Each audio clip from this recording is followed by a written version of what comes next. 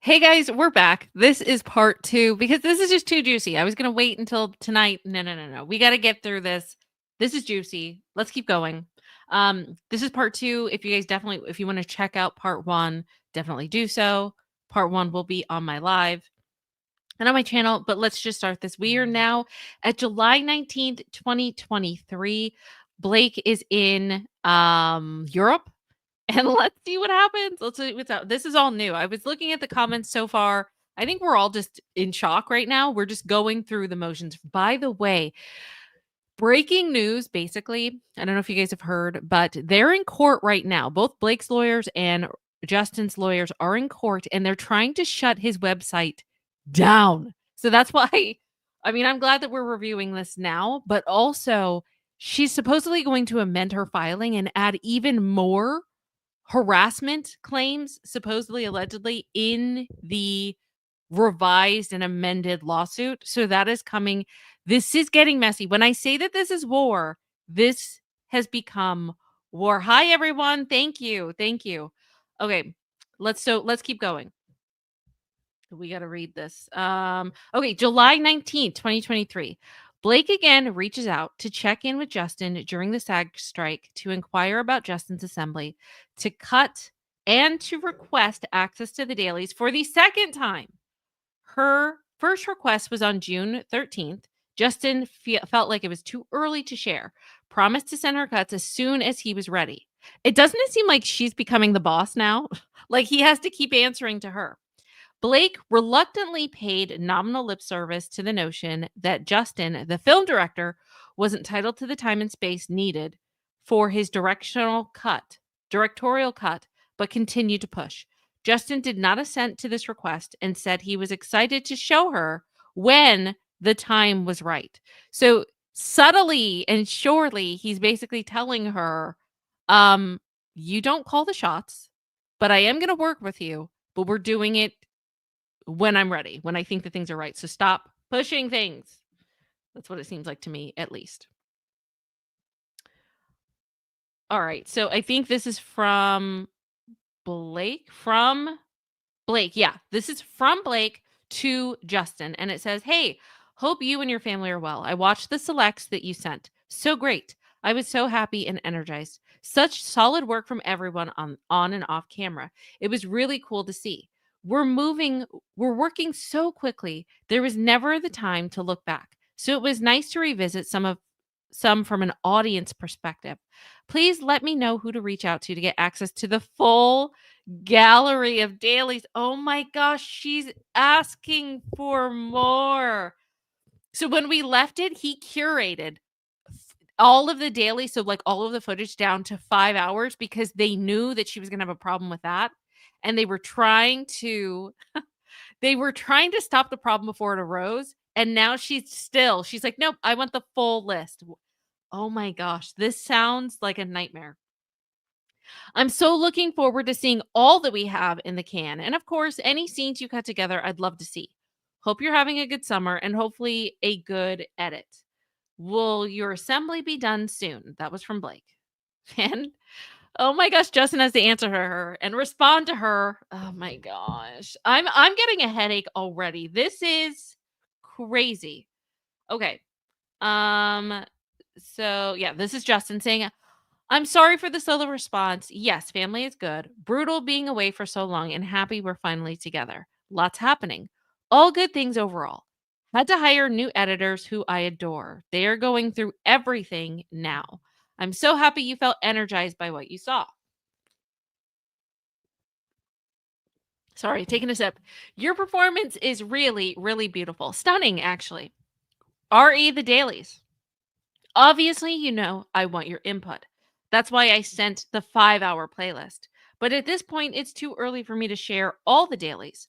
I start my cut early August, given the new editors, and still going through the rest myself.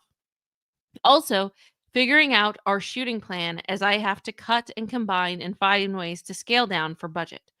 Once I am physically in the edit and have touch screens myself, or I'm sorry, touch screens, no, touched scenes. It's hard to read that. Touch scenes myself. I'd love to share it with you. I hope you enjoy the time off with your family. Talk soon." And here we go again. Here she is saying, like, I don't want to infringe on your time with your cut, of course. Don't feel the need to send me cut scenes.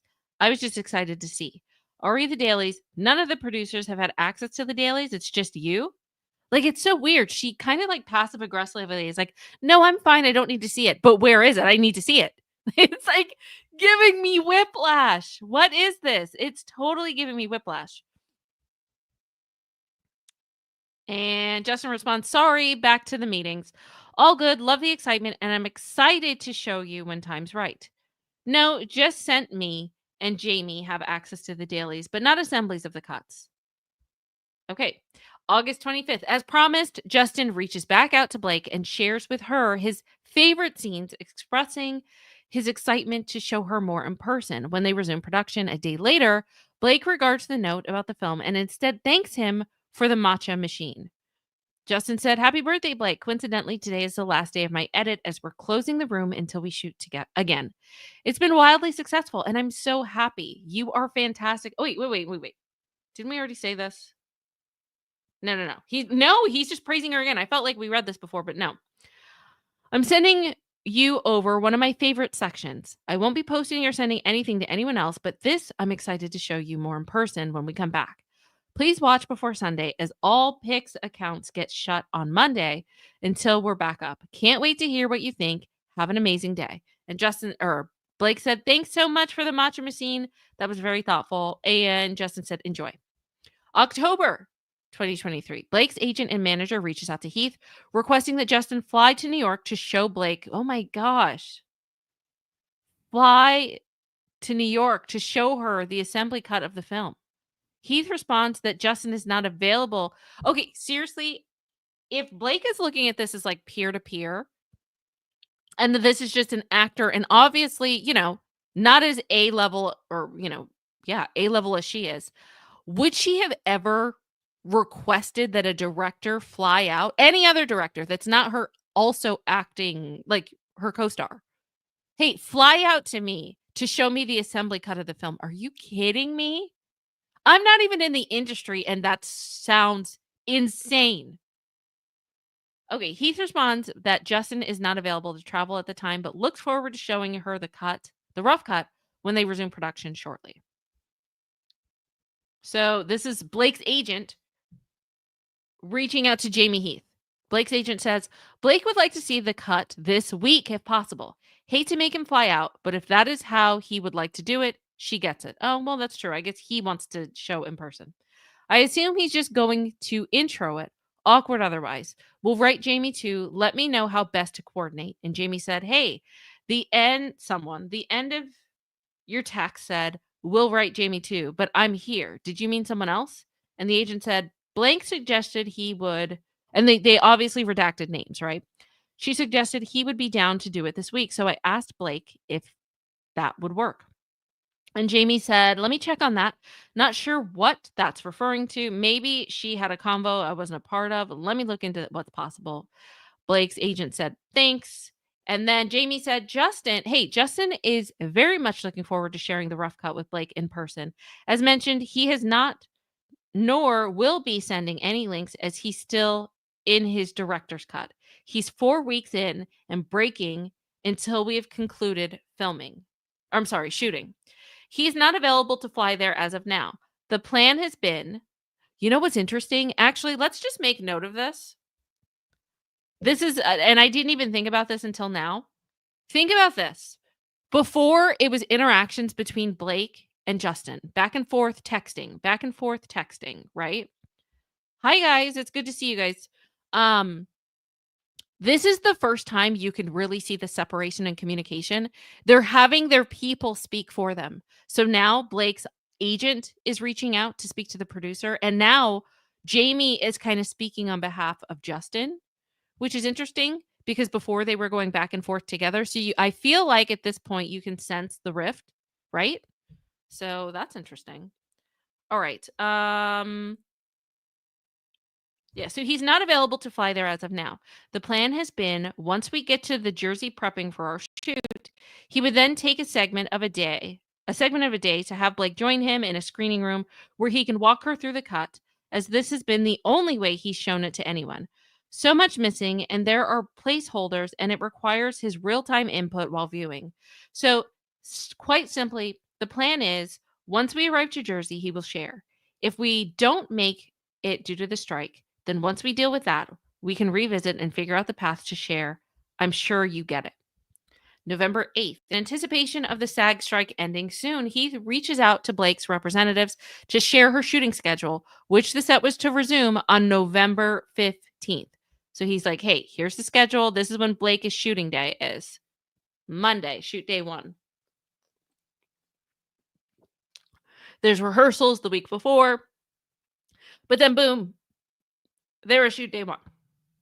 Okay, November 9th, 2023, Heath reaches out to Blake's lawyer about getting aligned, informing her that production was on ground in Jersey and eager to get started. This is Jamie to Blake's attorney. Hi, so and so. Long time no speak. I hope you're well. As you might know, we are back in Jersey prepping for the last 2 weeks, hoping that the strikes would end. And here we are. With that, I'd love to have a chat with you about moving forward and getting aligned the best we can in the stage. Can you give me a ring? November 9th, on the very day that the SAG strike ended, Justin and the studio and the producers were eager to resume production. However, their plans were disrupted by an unexpected email from Blake's lawyer. The email contained a 17-point list of non negotiable conditions that Blake demanded be met before her return to work. The list, both in tone and context, appeared to insinuate or outright allege that Justin, Heath, and others had engaged in sexually inappropriate conduct during filming. Wow. These claims were entirely unfounded and a deliberate attempt to insinuate improper conduct by Justin and Heath, forcing them to sign as is with objection if Blake was to resume filming.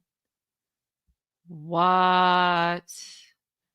Dang it. I wish that wasn't so blurry. I would love to read that whole thing. Okay, but we're getting the cliff notes, so that's fine. November 10th, Heath contacted Sony to gather their perspective on the 17-point list of return to work conditions, aiming to ensure that any feedback or concerns from their team were addressed. Dang it. Let me just go back because this seems so important. I would love. Okay, those are the 17 points. Hold on. This is so blurry. Can you guys read that? I mean, what in the hell? Let's see what the 17 points are. Oh, okay. Is this just the list that we already know about? Okay, this is just the list. Okay, that's fine. That's the list that we all know about her demands. Okay, I'm fine with that. Let's just keep going. We're pretty good with that. Okay, November 10th, Heath contacted Sony to gather their perspective on the 17-point list of return to work conditions, aiming to ensure that any feedback or concerns from their team were also addressed. Sony's counsel shared their point of view as outlined in the email below. And that's still blurry, but that's okay. November 10th, the producer emails Heath and other members of the production to notify them that Blake would be available starting December 5th. They also share that Blake would like to see a new script. Oh my gosh, here it goes again. Would like to see new script pages and a one-liner. These demands, presented separately as the lawyers were discussing the 17-point list, had nothing to do with safety and appeared to be another condition before Blake would return to production. That is what it looks like. They were further addressed in an email between Wayfarer's attorney and Blake's attorney the following day. This is a producer, and Jamie Heath, and someone else. Spoke to redacted, who spoke to Blake this AM. Knowing there is a separate conversation happening amongst attorneys, he shared that she is available to us starting December 5th and would love to finish the film sooner rather than later. Yeah, she wants to be done. She's over it. She would also like to see the new pages and one-liner. Did not mention a plan for seeing the footage. Believe they are discussing that internally. November 11th. Production Council responds, seeking clarification and stating, Wayfarer, Sony, production, respectfully acknowledge that your client has concerns regarding safety, professionalism, and workplace culture. Although our perspectives differ in many aspects, ensuring a safe environment for all involved is paramount, irrespective of differing viewpoints. Okay, so they're just going through the 17 points. Agree, agree, agree, agree, agree. Okay.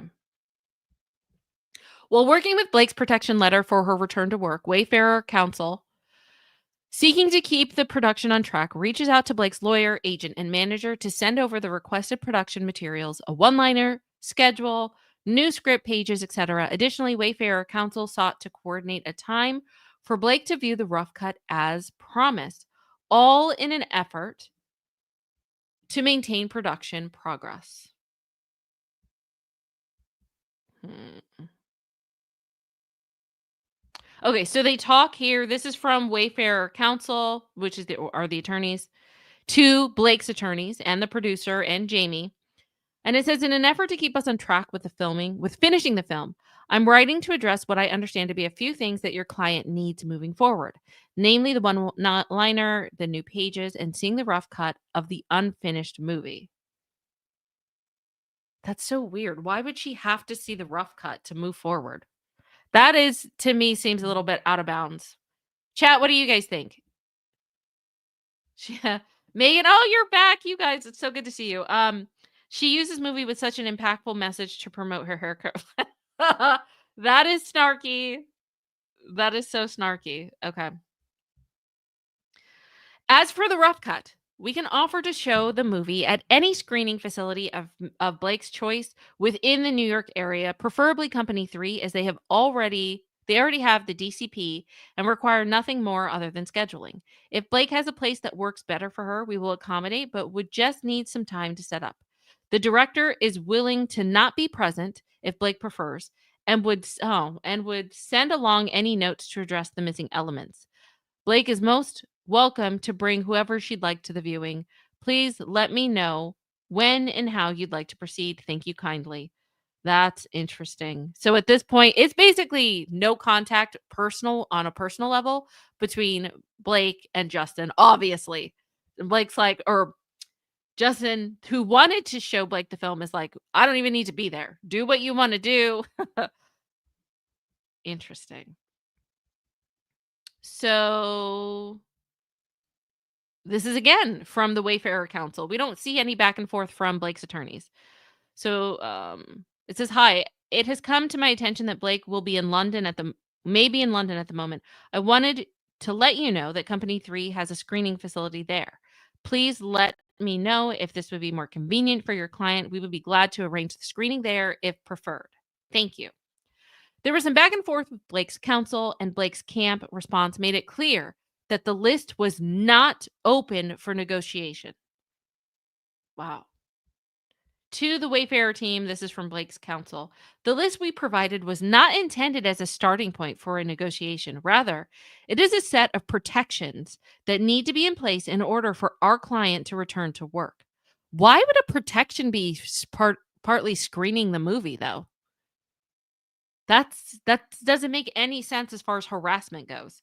Please let us know as soon as possible whether Wayfarer will agree to accept all of the protections included in our original communication, including without limitation number 11 and 12, with the following clarifications. Number 14, in addition to the stunt double, Wayfarer to engage Blake in body approved doubles for both characters. Oh, we do remember that.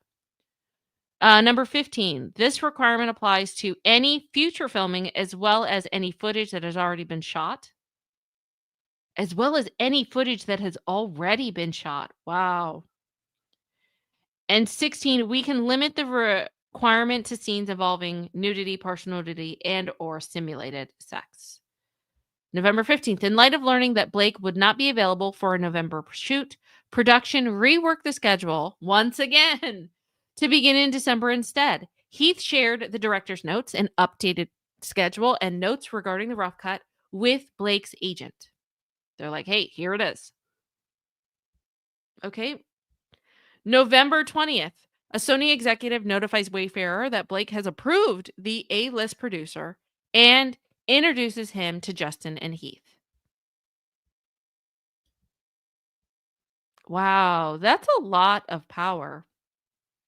She approved the A-list producer when he's the director and owner of the production company. Okay. Make it make sense, people. Sony executive, hi all, it's redacted. And then Blake's agent has told me Blake has approved the A-list producer. Yay. I know you're all getting together tomorrow to show the A-list producer footage. A-list producer, please share who Wayfarer should contact regarding your deal. Thanks. And the A-list producer says, thanks so much. Looking forward to seeing you guys and the footage tomorrow. Best.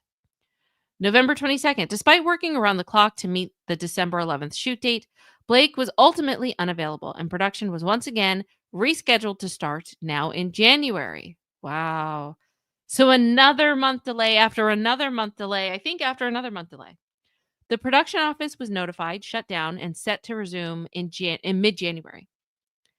December 27th, Justin emailed his team of producers with notes on his revised script, expressing sadness and frustration over Blake's takeover of the film. What do you guys think? Do you think that this was a takeover? Because I don't know what else to call this other than a takeover. I mean, she's kind of has all the power in this situation, right? Okay, so he's expressing sadness and frustration over Blake's takeover of a film that they had spent years developing, writing, funding. Having no energy left to fight, he reluctantly declared that he was waving the white flag and submitting and would give Blake 98% of what she wants. He also conveyed serious concern over handling the intimacy scenes given the accusations. I mean, rightfully so, right? See, what I don't understand is at this point, were all the intimacy scenes filmed, or did other things need to be reshot? Because that would be so awkward. Um, yeah, I would be concerned too. So he conveyed serious concerns over handling the intimacy scenes, given the accusations inherent in Blake's return to the production demands.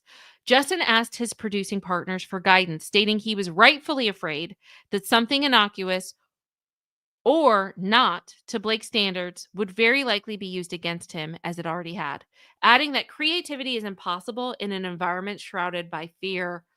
I mean, yeah, absolutely. A producer responded thanking him for his thoughtful breakdown, especially considering the circumstances. Okay. Wayfarer notes on script action plan. Justin Baldoni, two members of the production team.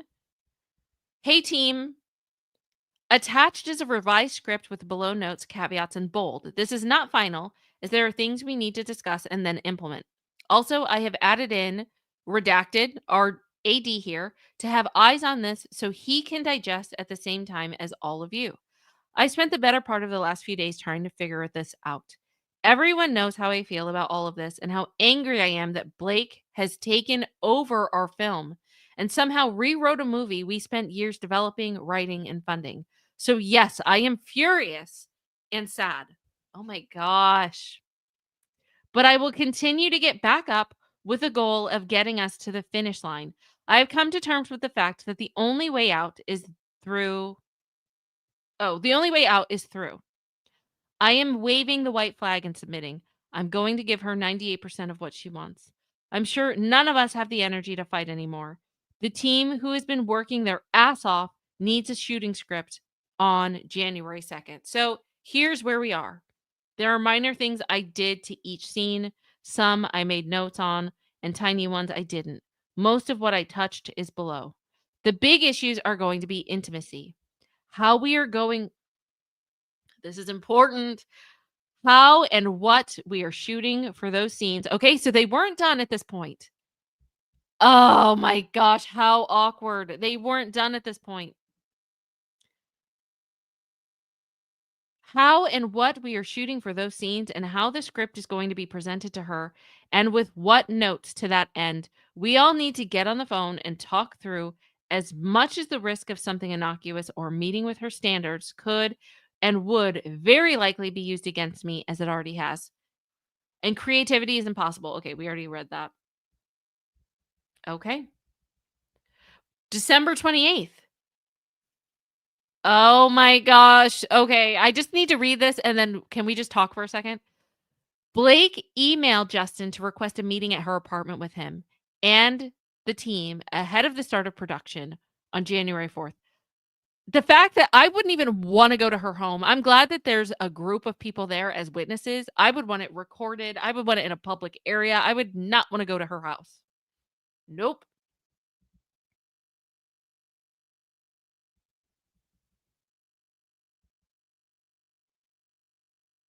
Okay. This is Blake, I guess, to Justin. It says, meeting. Hey, I hope you and your family had a nice holiday. Would love to set up the time for our meeting before we start production. We'll be back in town January 4th. Does 3 p.m. work? We'll host in Tribeca. Happy to have just you. Not sure if Jamie will be on set, but he's welcome. We can also have the whole team, redacted and another redacted you prefer. Please let me know on all. B. January 4th, Justin Heath, a Sony executive, a producer, the A-list producer, and the film's first AD. Like, he's not going by himself. Met at Blake and Ryan Reynolds' New York apartment ahead of the scheduled production restart on January 4th. The team arrived prepared, with production binders in hand, eager to kick off the next phase of filming. However, Blake had different intentions for the meeting. What? What is going to happen now? Okay, this is like a book. This in itself could be turned into a book. What is going on? Okay, Blake, however, had different intentions for her meeting. She began by reading from notes on her phone, outlining a series of alleged infractions from phase one. Reynolds then berated Justin, demanding that Justin apologize to Blake for actions that had either never occurred or had been grossly mischaracterized. Justin resisted apologizing for things he had not done, which further enraged huh, which further enraged Ryan Reynolds. Oh my goodness. You know, it's so funny. As a nice guy, the supposed nice guy in Hollywood, behind the scenes, he surely seems like a very angry man. Is that the real Ryan? I think so. That's what it's looking like. I don't know. What do you guys think? Everyone, including the new producer, Lively had requested during the production, and the Sony representative left the meeting in shock. The new A-list producer remarked that in their 40-year career, they had never seen anyone spoken to in such a manner during a meeting. Later, the Sony representative shared that they often reflected on the meeting and regretted not intervening to stop Reynolds' tirade against Justin. Wow, I wonder if this ever did go to trial, if these same people would testify to that. You know? Will they Will they put their money where their mouth is?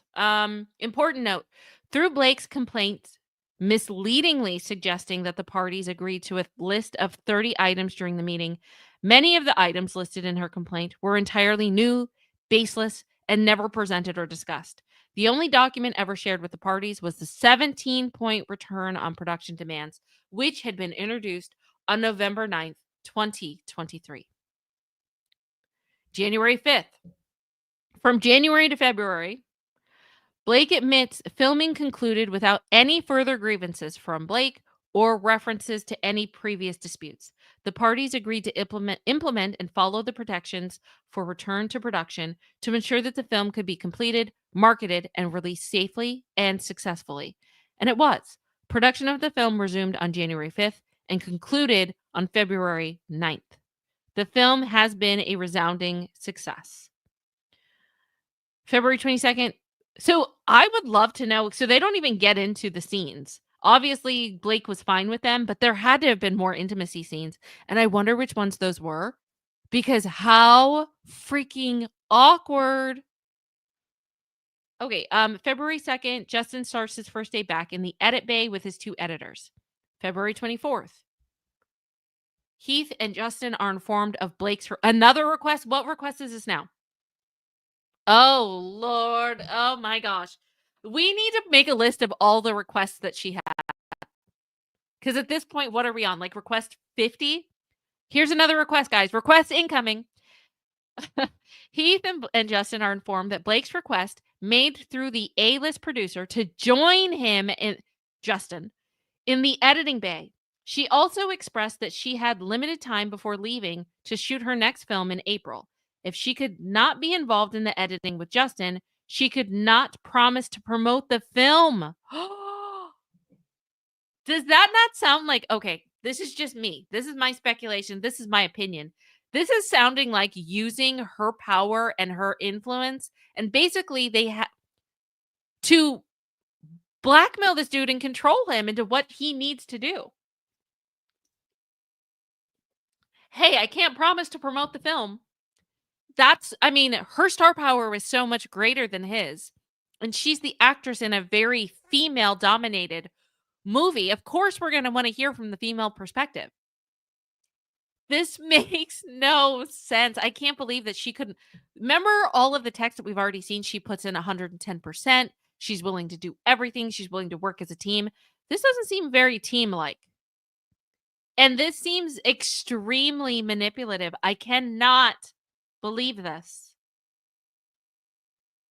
I can't believe this.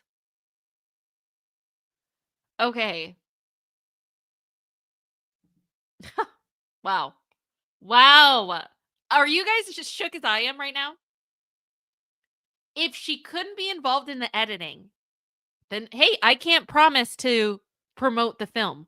Which promotion is such a big deal when it comes to the film? That would be a huge flop if she decided not to promote it. Are you kidding me? I mean, I don't want to say that. It wouldn't have helped though, because maybe it was such an a hit even without these two. You know what I mean? So maybe grassroots or whatever, fine. But this is detrimental. This is his company, his business. Wow. In doing so, Blake knowingly infringed on Justin's DGA protected editing timeline. Justin sent a group text to Blake and the A-list producers to inform her that he still needs a couple of weeks to get the film into a presentable shape. He proposes having Blake join the editing process during the week of March 18th, 2024. Blake responds that she would like to be in the passenger seat with him and wants to get started as soon as possible. So basically, you know what this is reminding me of? This is my take. You know those people that love to dictate? You need to do this. You need to do this. Wait, no, you need to add more salt. No, you need to drive like this. Wait, you need to wear this. You need to put your hair like this. You need to do all of these demands for other people, right? But when you ask them, you're like, you know what? Fine, you drive. You choose the fashion. You cook. And then they're like, well, wait. No, I don't really know how. You know what you know how to do? You know how to bark orders, but you don't really know how to do anything. That's what this is reminding me of. Like she's like, no, I want to be in the passenger seat. I want to be the Simon Cowell and kind of just dictate and be the negative person. Like you need to do this, but I don't want to be behind the actual creative force. I just want to be the reviewer of it. Do you know what I mean? That's what this is giving me. This is the vibes it's giving me. Let me know in chat if you agree. If you disagree, let me know that too. All right, February 24th. I'm getting fired up. Are you guys? This is insane. I am getting so fired up. Okay.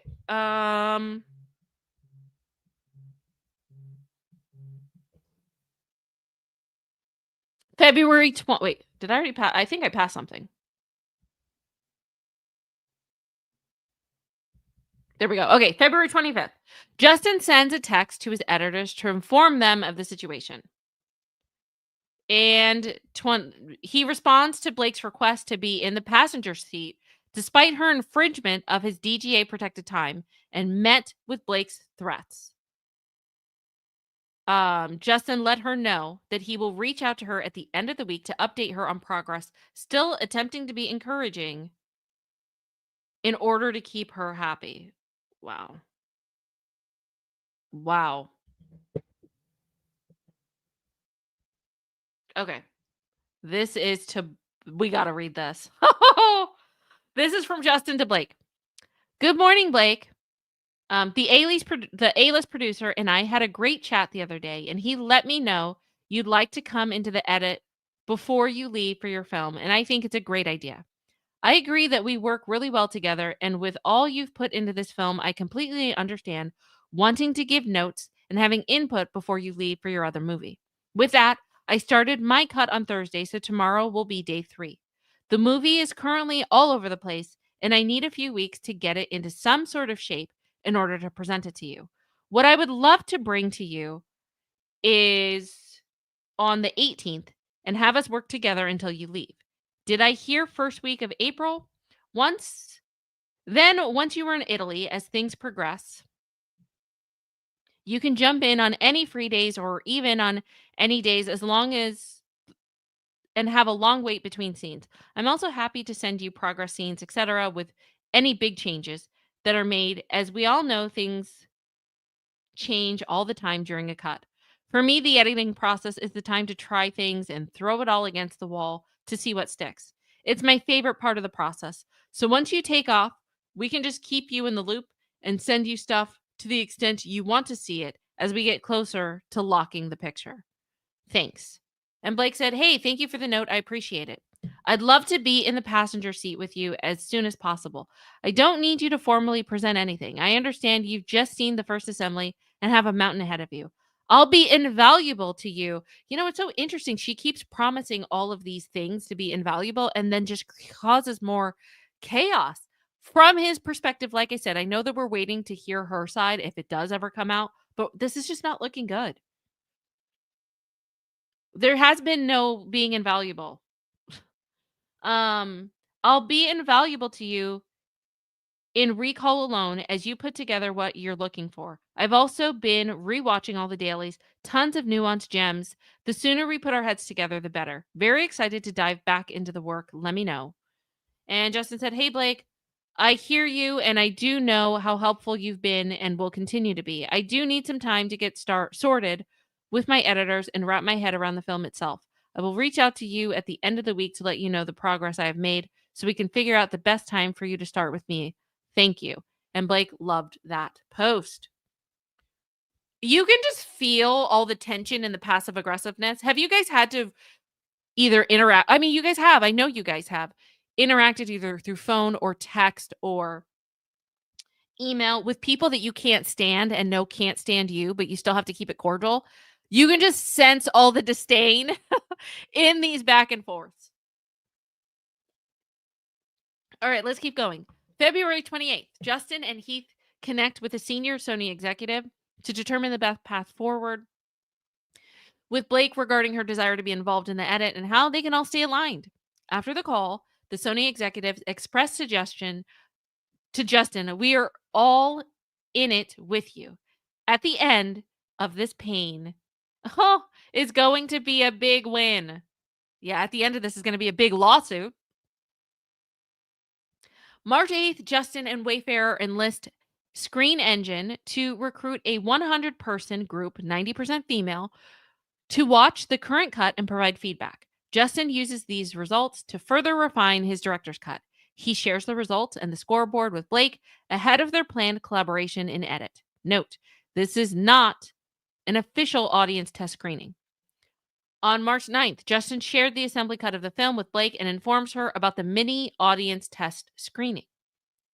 "Hey, Blake, you should have the movie in your inbox. I'm very happy with where it is and looking forward to your thoughts. See you Monday." And Blake said, "Can't wait. Thanks for sending tonight. Speak soon." Justin loved that post and then said, "Hey, guys, just for my own edification, I hired Screen Engine to recruit, blah, blah, blah." We already know that. Blake said, "That's great. Please send the full breakdown. Would love all scores as well as cards. It's invaluable info as we dive in." More requests and more requests. And he's like her lapdog, do this, jump high, go here, get this. I need this. It's like she's the director, in my opinion. Justin said, "We'll send as soon as I have it all. Being compiled now into a spreadsheet. Your eyes only, of course. 11 a.m. starts tomorrow. Let me know if you haven't received pack post stuff and we'll get that sent. Google Doc coming later tonight." March 11th, Justin texts with his editors.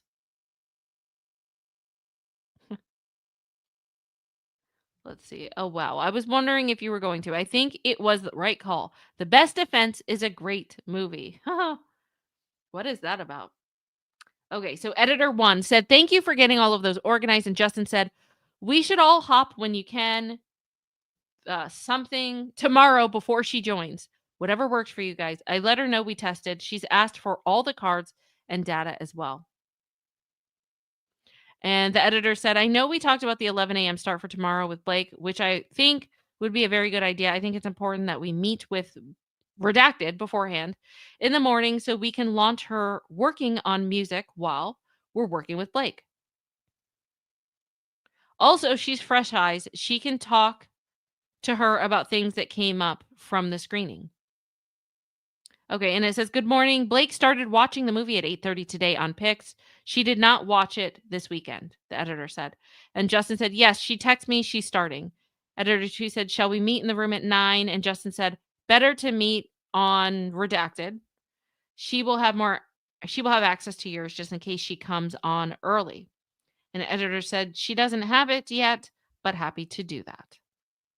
On March 11th of 2024, Blake watches the whip assembly cut and informs Justin and the A-list producer via text that she will not be joining the edit today, but will instead join the following day. She said, "I'm starting the film now. We'll join when I finish. See you soon."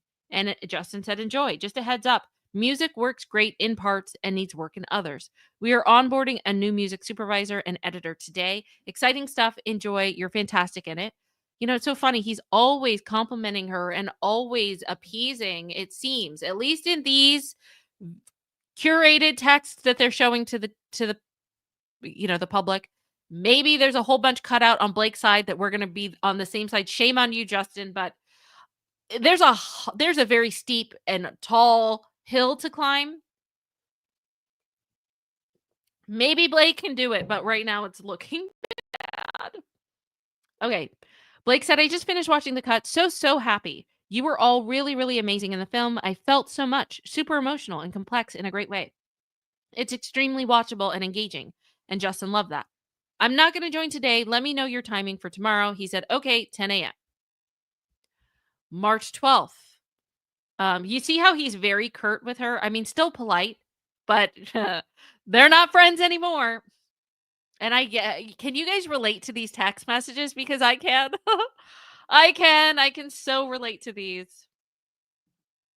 Okay. March 12th.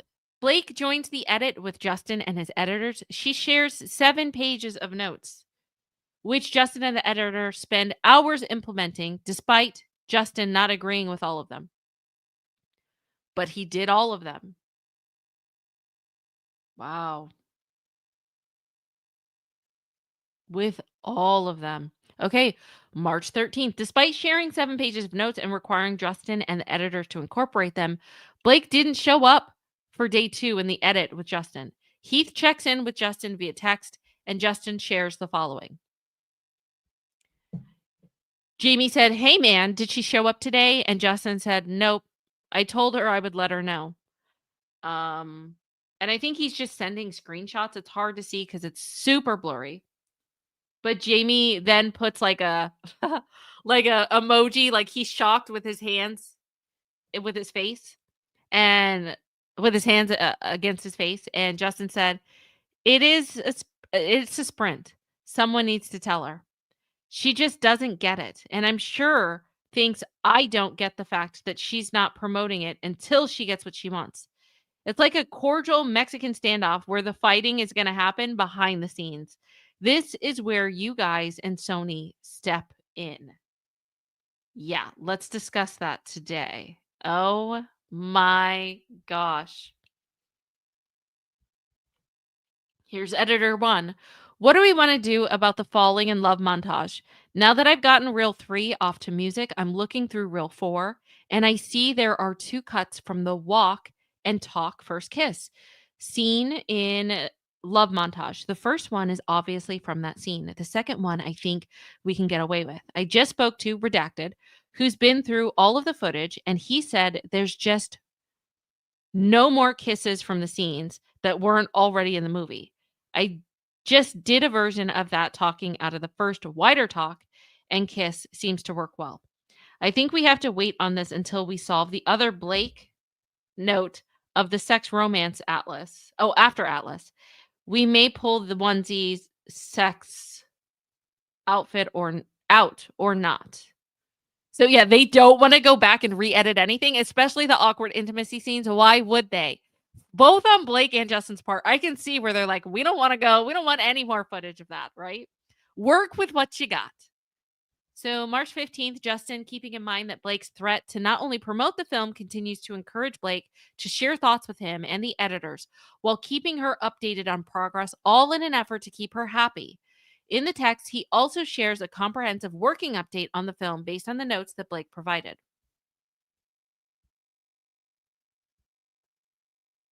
So, Justin is responding to Blake again and says, "Hi, Blake. Do you see how short?"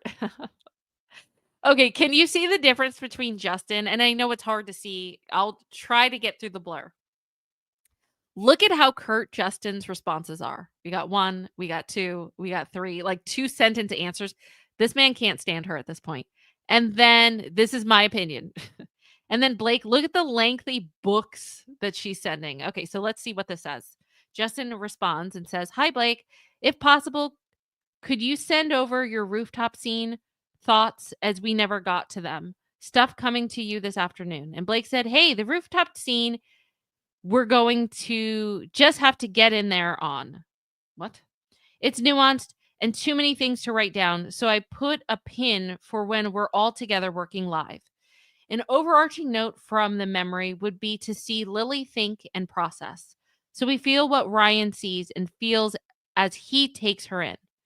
Another way of saying this, I think the fundamental shift is to consider this. The rooftop is the scene the audience falls in love with the hero. That's the goal of the scene. The goal of the rooftop isn't the scene where the audience falls in love with our hero's love interest. That will be earned as we go and comes later. The current edit feels like it's trying to achieve the latter, or maybe both, and that becomes muddled. For a book that may work, but for a film, this is the hero hook. From top to bottom, the rooftop is the scene from the first word to the last that is Lily's first date with the audience. Keep the sparkle and charm everywhere you can. It infuses much needed energy. This note will help you tighten other moments, i.e., from Ryle's entrance to the ledge. It should be quick, shocking, mysterious, and buried. This man is enigmatic. And why can't I say that name? Why can't I say that? Enigmatic and enigmatic. I can't, you guys. I'm coming off the blank, and I know that word too. To fully explain later as we go. I can be more helpful when we're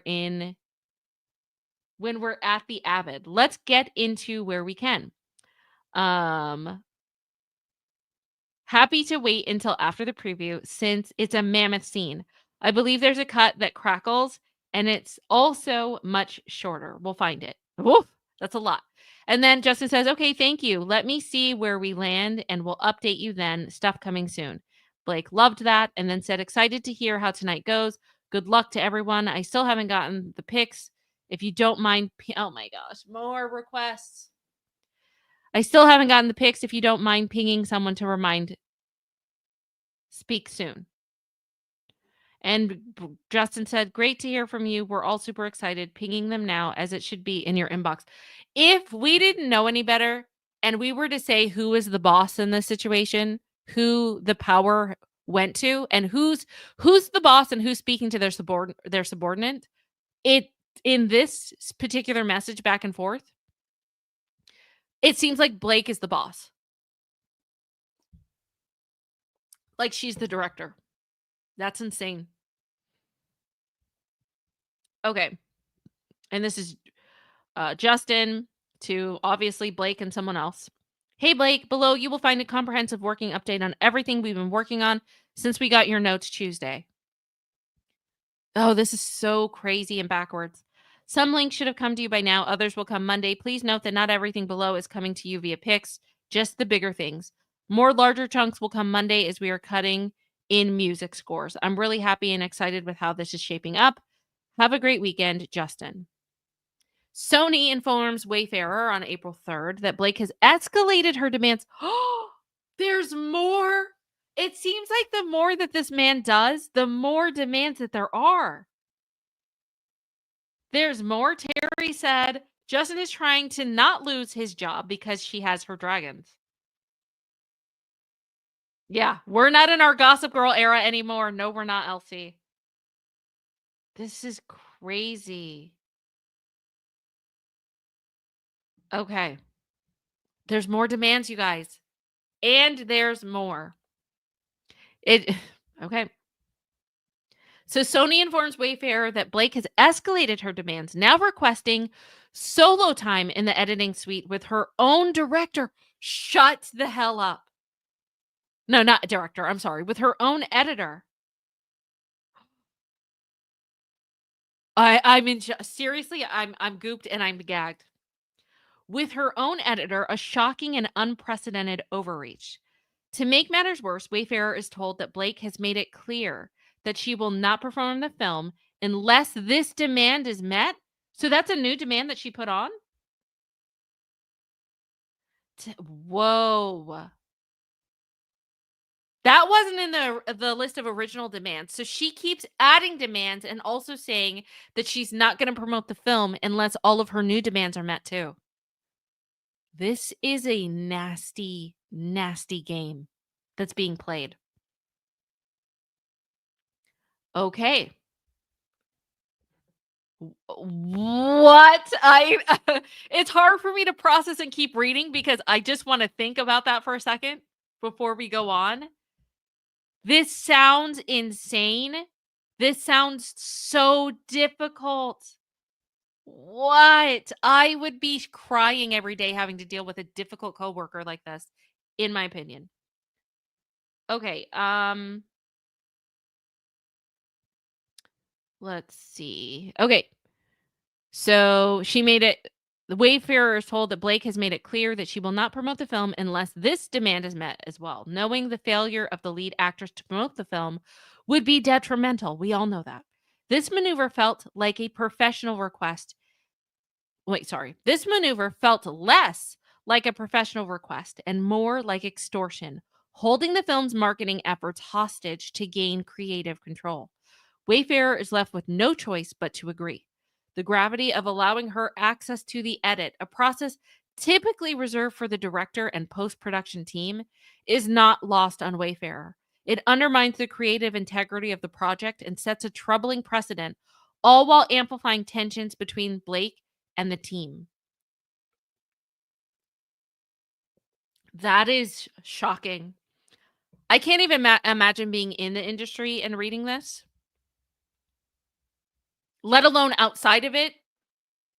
This is, and it's still insane, let alone knowing nuances that like the regular layman wouldn't understand. So, April 4th, the A-list producer reaches out to Blake and Justin in a group text to request that the three of them jump on a call to discuss quote unquote time sensitive things. If I was Justin, my stomach would be in knots right now. It's like, what now did I do? What else did I do? What time sensitive things? Blake is not available this week to speak with Justin and the A-list producer and ultimately did not speak to Justin directly about her demands. So the A-list producer says, "Hello, Blake." I guess, okay, the A-list producer is reaching out to Blake. "Hello, Blake. Oh, Blake, I am in New York and Justin is in LA and you're in Italy. I think, is there any way for the three of us to chat tomorrow or today? Justin is available tomorrow morning from 7 a.m. to 1 p.m. LA time. Let us know if any of these times work for you. We need to discuss a lot of time sensitive things." Oh, wait. So, wait, it was the A-list producer? Hold on. Oh, good. Okay. I was thinking because a lot of times, okay, that was my bad. I was thinking a lot of times things go through Blake from another party, but this has nothing to do with Blake. This is the producer trying to wrangle both of them together. Okay.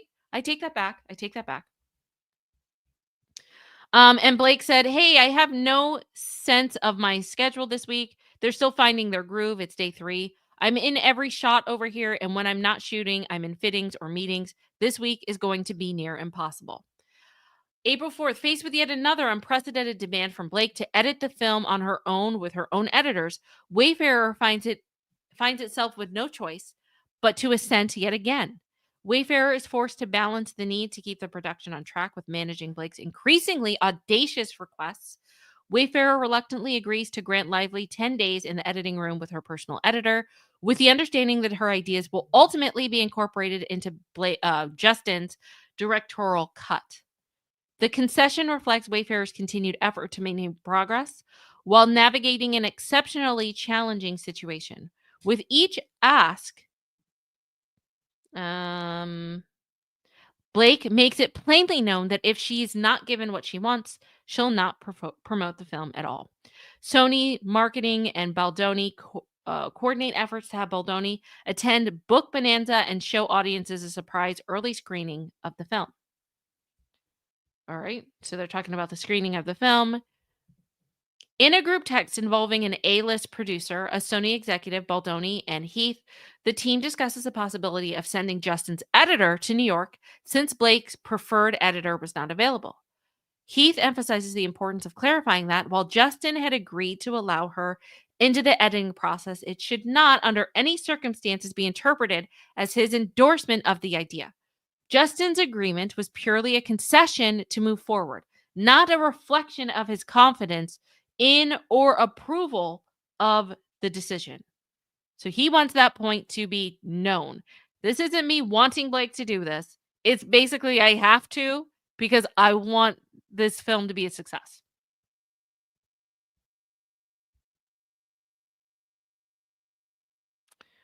Whew. So the A-list producer says, thinks she wants, I'm assuming they're talking about Blake, thinks she wants the editor in New York now also. And Justin said, I'm okay sending her to New York. Janie and I are talking soon. And the producer says, okay. And then Jamie says, okay, redacted. Please convey to Blake and her team that redacted will go to New York and that Justin has agreed to it. Let's stay away from any sort of color that suggests that he thinks this is a good idea. Anything of that nature, just rather Justin has agreed to it. As all we know, we hate this whole thing, but as Justin continues to find a path forward, he is agreeing to it. Hold on, let me just grab this. Okay. April 18th. Below are the texts between Justin and his editors discussing whether to have one editor fly to New York and work with Blake in person or remotely. Ultimately, it is decided to fly the editor out. As the editor stated, I want Blake to feel like she's getting what she wants so we can move on from this need of hers. Whoa. Okay, let's just dive deep into this. Okay, so someone redacted said Blake wants to know when you could be there next week. And editor 2 said, I can fly on Sunday or Monday, up to you guys. And Justin, would you prefer to be there or edit from home? Editor said, I honestly don't have a preference. And editor 1 said, and so it begins. Justin said, we could push for you to stay home. It's up to you. And editor 2 said, both have pros and cons. I want Blake to feel like she's getting what she wants so she can move on from this need of hers. And I think Justin said, for the record, she's been getting what she wants this entire movie. And editor 2 said, I understand. Justin said, she's been getting to edit, which was what she wants. Let's remember that. LOL. Editor said, yes. And yet, Justin said, true. I don't want to give her any opportunity to say, well, because blank was in LA, redacted, we could only work certain hours, so I need more time, and I really didn't get what I needed or want, or whatever it may be. Justin said, point is, if you feel it best, you would want to go there, no problem at all. And also, if you would like to stay home, that's something that we can do too. I also want you to do what's best for you. And Justin said, the point is, if you feel it's best that you want to go there, no. Wait, I already did that. I already said that. Sorry. Editor 2 said, I appreciate your protection and thought I'm truly game for going if that's what she prefers. If she doesn't care, then save the money and have me work from home. Editor 1 said, you're definitely nicer than I am. I would want to stay here to make it less convenient for her since she's going to be on a completely different time zone. Justin has bent over backwards for her for months on end. Oof. Okay. I don't think that you should have to do that too. Either way, you should do what's best for you. Editor 2 said, if I were Texas or some random place, I'd be much more resistant. I'm a New Yorker. Some of my best friends live there, so I love going to the city. Both redacted are leaving town on trips this week as well, so it's not too complicated for us. And Justin said, all good. I'm sensing a desire to go and also to have some time, which is great. Win-win. And the editor said, so we're keeping the thrust. Oh my God. Okay, this is snarky. The editor's like, so we're keeping the thrust. Editor one said, I'll drink to that, of course. I was planning on drinking anyways. And Justin said, that's going to end up being a Blake call, honestly. If you can get her to keep it in and it's in the movie when I get it back, it can stay in. She has quote unquote approval of that scene. And Justin liked something. I don't know. I'll let them know. I think that's game. So ask for visuals and then give it to them. As a practice, we can't just keep giving her everything on exactly her terms. Editor 2 said, like I said, I'm happy to go. Also totally fine to stay. Wait, didn't we already read this? No, I guess there's more. I appreciate you. Editor 2 said, you too, sir. Sir sounded much more informal than I intended. And there was a ha ha ha. Editor 2 said, make her stay in Italy. Tell her I demand to edit in Italy. And they're just joking around. Okay. Okay, so now we're in April and May. Blake and the editors work on her cut of the film at Wayfarer and Sony's expense. In the meantime, Justin continues cutting his version of the film, all the while believing that he will have the opportunity to consider incorporating Blake's edits at a later date. Jamie Heath learned that Blake asked Sony to bring other creative collaborators into the cutting room with her. In response, a Sony executive relayed a firm message to Lively, stating, this is a Wayfarer movie. Wayfarer has final cut and runs the process. Sony is an investor and distributor. The Sony executive hoped to reiterate that Blake needed Wayfarer's approval for any such involvement, reinforcing the boundaries of her creative role. Interesting.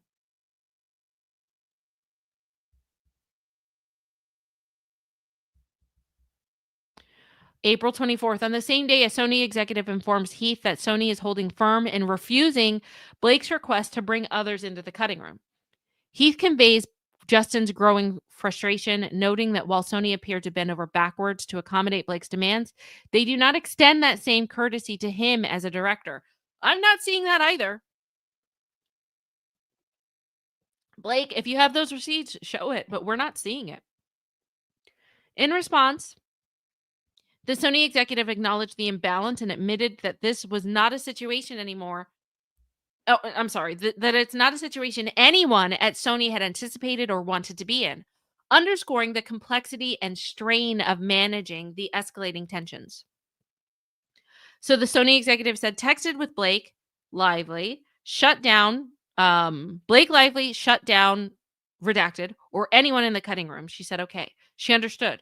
She did say her editor is available now, tomorrow, and can, redacted, ask if Wayfarer okay to have editor come in with her. Redacted, look at some stuff she likes. Redacted, I think this is the editor we said okay to before and was not available. Can I tell redacted you guys are okay with this as you were before? Okay. Justin needs to hear the feedback from you. As you know, this whole thing is incredibly overwhelming and troublesome. The fact that Blake has access to redacted during this process and we don't is not landing for him. So if this ask has come from Blake through redacted, it's not unreasonable that we have firsthand conversations as well. That said, I heard your point and understand. I'm trying to manage both sides. Putting my own position aside, I think once we three speak, he will sign off on it after hearing your thoughts. Since you're requesting we don't speak to redacted, you can articulate it from Sony's perspective to him. And then the Sony executive says, redacted is a lifesaver here, that she will not engage with Justin, Wayfarer, or me, and he inherited this and now has to be the one to navigate her on all this is not his responsibility. The last thing he wants to do, but he's doing it because he thinks you have a hit movie. He does not have bandwidth to do the same with Justin. If something specific to address, of course he will.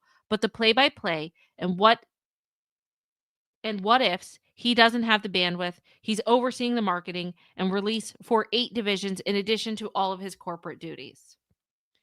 On April 9th, Heath and Wayfarer agreed to get the film back from Blake, asked the A-list producer to make it clear to Blake's agent that Wednesday, May 1st would be her last day in the edit. April 30th. Oh my gosh, there's more demands. Are you guys ready? Demand incoming. Demand incoming. April 30th, 2024. Still unsatisfied, Blake demands another extension of her time in the cutting room, pushing the deadline from May 1st to May 8th. Adding to the audacity, Blake insists that Sony and Wayfarer hire her personal editor, someone she has worked with previously, most notably on projects with Ryan Reynolds. Faced with the escalating situation, Wayfarer considers granting the extension, but attaches a significant condition on Blake that she would need to sign her long overdue acting agreement. This document, which had been left unsigned for over a year, would prevent Blake from continuing to leverage her promotional participation as a bargaining tool. Wayfarer's attorneys had been tirelessly trying to secure her signature, and this moment represented a pivotal opportunity to resolve the standoff. Wow. Well, they learned from that. They should have. Yeah, they should have. I guess that's their bad on that end. And I'm sure it was all in good faith because things were going well at the time. But to have her sign that signature before things went south, they're not going to make that mistake again. Not at all. Heath clearly communicates Wayfarer's position in an email to Blake's representatives, hoping to bring an end to the ongoing impasse while protecting the integrity of the production. On April 30th, Heath is informed that Blake has told Sony Marketing that she would refuse to approve trailers, TV spots, and digital marketing assets if Justin's acting credit appeared alongside hers. What? I have to stop for a second. That's insane. Sony Marketing, citing Blake's contractual approval rights over her image and likeness in promotional materials, warns Heath that she could effectively block the release of almost every piece of promotional content featuring her name or face, essentially all of it. Faced with this leverage, Justin and Wayfarer reluctantly agree to remove his name from the before or above title credit in the trailers, related marketing cutdowns. This concession is yet another clear example of Blake's ongoing effort to diminish Justin's presence and influence on the project. There is no creative or professional justification for his name to be excluded. It is purely a result of her demands. The situation escalates further when, on June 18th, 2024, Sony requests that Justin's film buy credit be removed. There's more. Oh my gosh. And then there's more. This is what this live needs to be called. It's more and more and more and more. Death by requests. Maybe that's what the the actual real life movie of all of the behind the scenes should be. Okay. The situation escalates further when on June 18th, 2024, Sony requests that Justin's film by credits be removed from the film's poster, a move that reinforces Blake's wholesale erasure of his contributions as a this nature would have no meaning to Sony. It is clearly instigated by Lively. Okay, May 2nd. While Blake is holding the film hostage in the editing room. Wow, what a reference. These are very creative words. She's holding the film hostage. She is simultaneously stalling the film's marketing by refusing to approve key materials, including the trailer release with less than 3 months until the film's premiere. Sony becomes increasingly alarmed about the delayed rollout of the trailer, a cornerstone for the promotional campaign. In a text message between Heath, a Sony film executive, and Sony's marketing executive, who had just spoken with Blake, they informed Heath of Blake's still escalating demands. And there's more. Wait for it. What is it going to be? Blake will not approve the trailer release unless she is granted more time. Oh my gosh. unless she is granted more time in the editing room. More time. Oh, let me go to chat. What are you guys saying?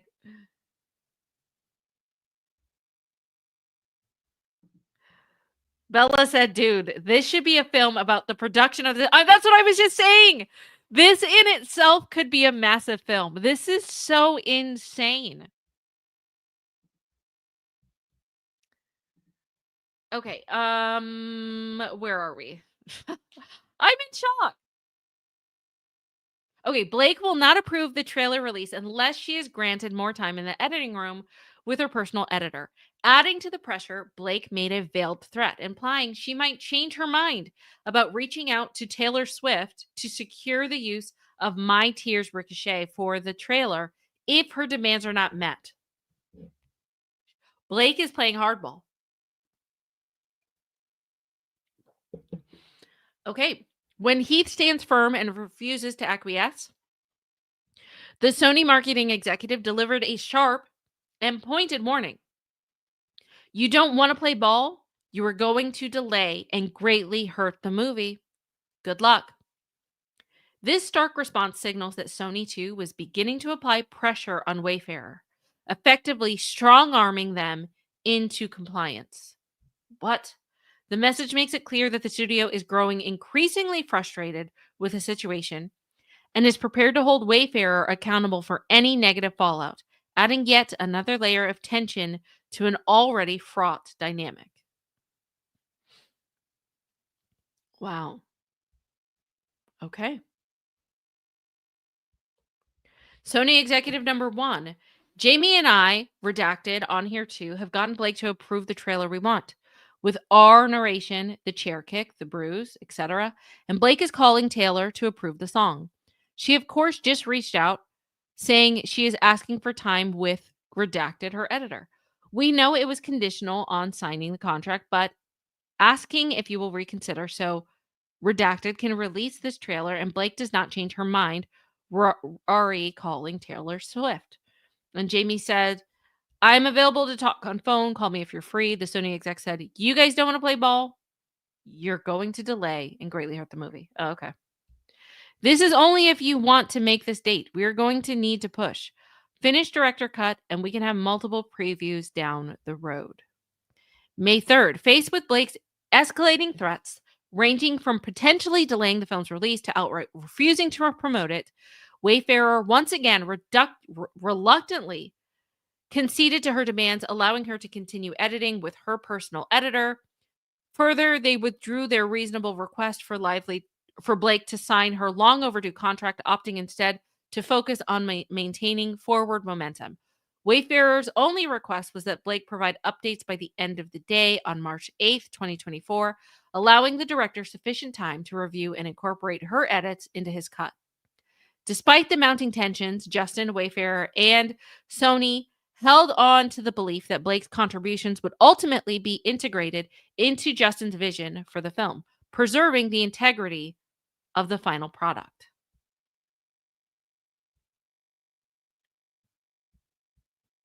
May 6th, 2024, Justin and Colleen Hoover host a trailer launch event at Sony Studios lot and shoot promotional content of the film. Oh, so that's when all this happened. Isn't this interesting to get a timeline of events? Because I know you guys have seen some of these photos. So it's weird to see everything that had happened from this point. And I bet you anything that Colleen has no idea what's going on behind the scenes. Not in this way. Mm-mm. No way. Just my guess, though. May 10th, on the final day of which she is approved to edit the film, Blake refuses once again. We're hearing that word a lot, right? Refuse.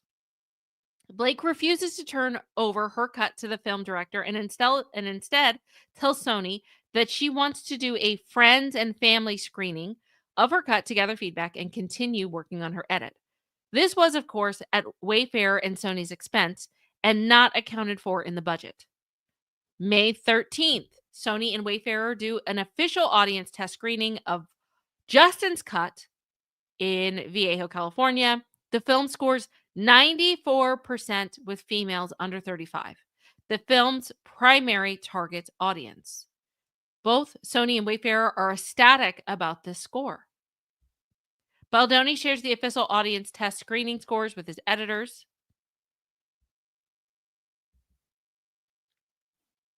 Okay, this is to the Dream Team. And editor she says, "This is great." Editor one said, "I hope Blake gets a copy." And Justin said, "No, don't think so. Wouldn't matter anyway. She's always had her mind made up. We focus on what's best for the film. It will all work out." Well, we're out in the world. Just curious if you guys have peeked at her cut and if anything has changed. Editor two said, "Have just been told that we are not permitted to look." And Justin said, "Haha, wow. When did that happen?" And editor one said, "As per Sony." Editor two said, "This evening." And Justin said, "Wow, okay then. The editors and directors aren't allowed to look at an actress's cut. Got it. Well, here we go. We will keep taking the high road." May 16th, the trailer for the film is released to the world. Wait, so that was on that day? What day was this? Do we have a date here? May 15th. Okay, so the day after, the trailer is released to the world. May 18th, Blake hosts a family and friend screening of Her Cut in New York, which does not share any audience feedback with Justin or the studio. Okay, that's where it was. Friends and family screening. Okay. 3 days after the release of the promo that was released to the world. May 20th, the Wayfarer is informed through Sony that Blake, emboldened by the feedback she received from her friends and family screening, demanded an official audience test screening of her version of the film.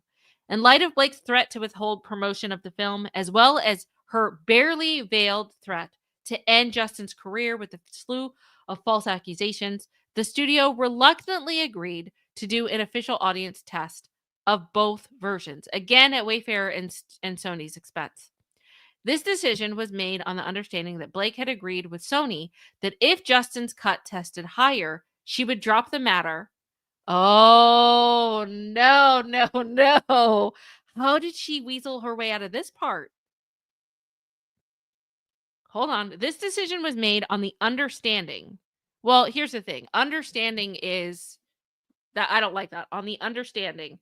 That doesn't mean that it's written black and white in any type of language. So the understanding might be where they argue about this.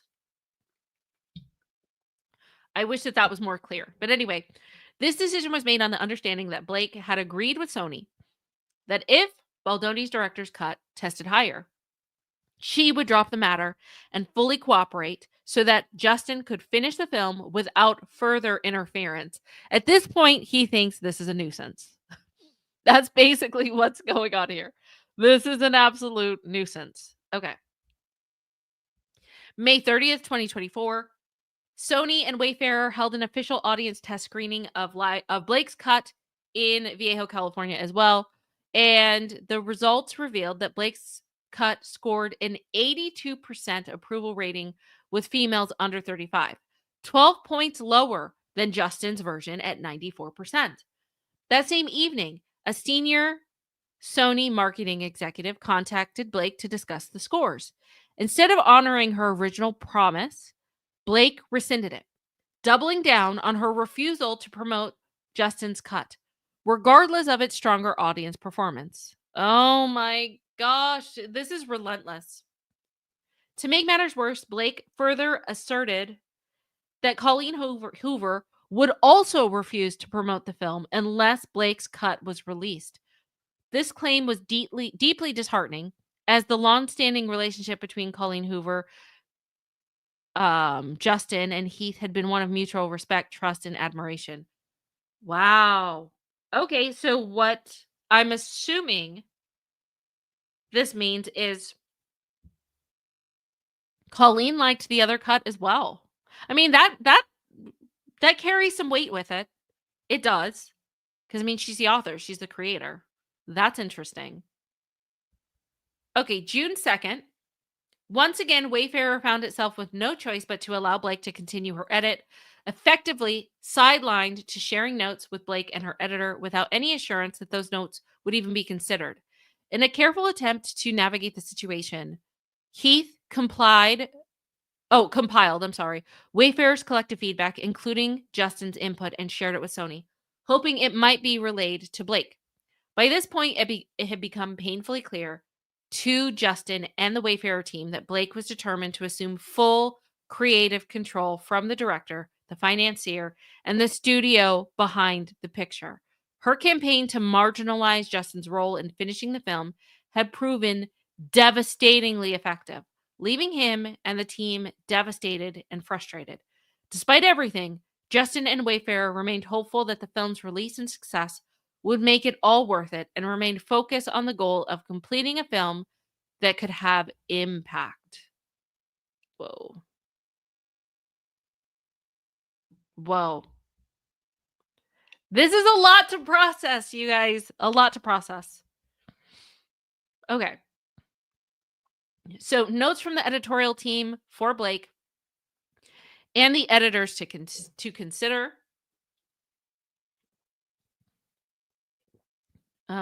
As discussed, the team has gone through Blake's last edit, and the following notes for Blake's editor and Blake to consider. We'd like this to be presented to them in the spirit of wanting to share notes and thoughts in efforts to achieve the same goal, which is to make the movie the best that it can be. They may choose to respond to them, but if they choose not to, where are we? But if they choose not to, where am I? If they choose not to respond to them, but at least if you can assure us that they will be delivered, we can hope that some of this is considered. Not sure how you wish to deliver, whether through the producer, Sony rep, but I believe there's nothing lost in sending them over. Okay. Who knows? Maybe they're able to appreciate them since this is what they want to do. Fair. And we can all be happy about that. Please let them know you received them and when they will be sent. June 3rd. Justin is informed that Blake would be attending Book Bonanza with Hoover instead of Justin. So I guess maybe by this point, because you know how I think Colleen, do you know how she obviously issued that public statement supporting Blake? Maybe by this point, that's when she really understood the rumbling behind the scenes and she's siding with Blake. Okay. Jennifer Abel, Justin's publicist at Jones Work, and Justin shared a text exchange disheartened at how things had unfolded. And Jen said, "Hi, Jamie just filled me in about BookCon. I know this is devastating and such a kick in the gut. It's petty and childish at this point. I'm just making sure you're okay. We will get through this. Eye on the prize. Her attending BookCon is a win for the film industry. And if she wants to drag her ass to Texas, then let her. You can be home with your family, which is important." And Justin said, "She's kicked me out officially from the film now. She's finishing it all. I can't be involved. Music, sound, VFX, everything. I'll make it through somehow. Just need to feel it all." June 5th, Justin's editors informed Justin that they'd heard from a secret source that Blake was incorporating a bunch of Justin's version back into the film, ahead of the second official audience test screening of Blake's cut from June 6th. And it says, "Holy cow, feel better? We didn't want to bug you during all of this, but since our secret sources let us know that the new version they're previewing tomorrow has a bunch of our version put back in, we just have to keep quiet because we want to keep our back channel open. Feel better, get well soon. We love you, and all of this craziness, health, and movie is going to work out. Damn it." And he said, "Appreciate both of you." June 6th, Wayfarer and Sony pay a second official audience test screening to Blake's latest cut. This cut scores marginally increase across the board, scoring 83% with females under 35, still 11 points short with Justin's version. Justin is hospitalized for 3 days due to a spine infection. Okay, that sucks.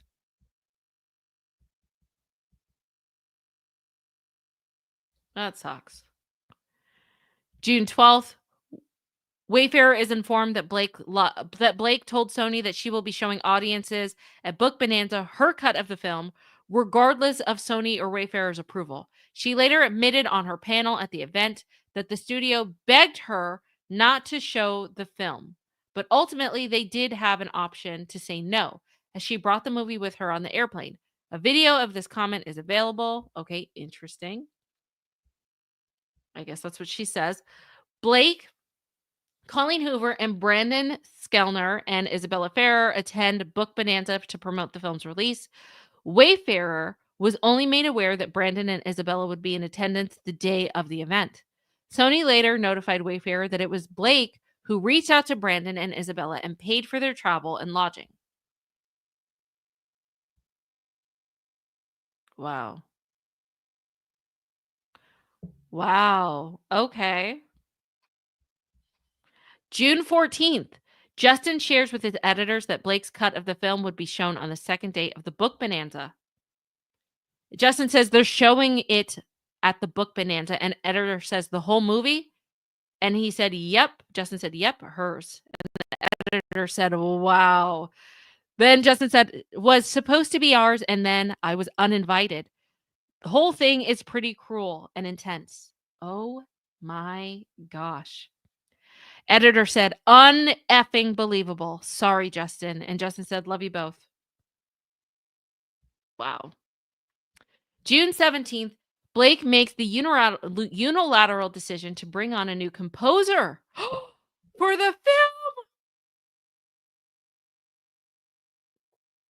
What? What, Chad? Are you seeing this? She's now bringing on a new composer. Oh my god. Holy moly. Okay. Oh, this is insane.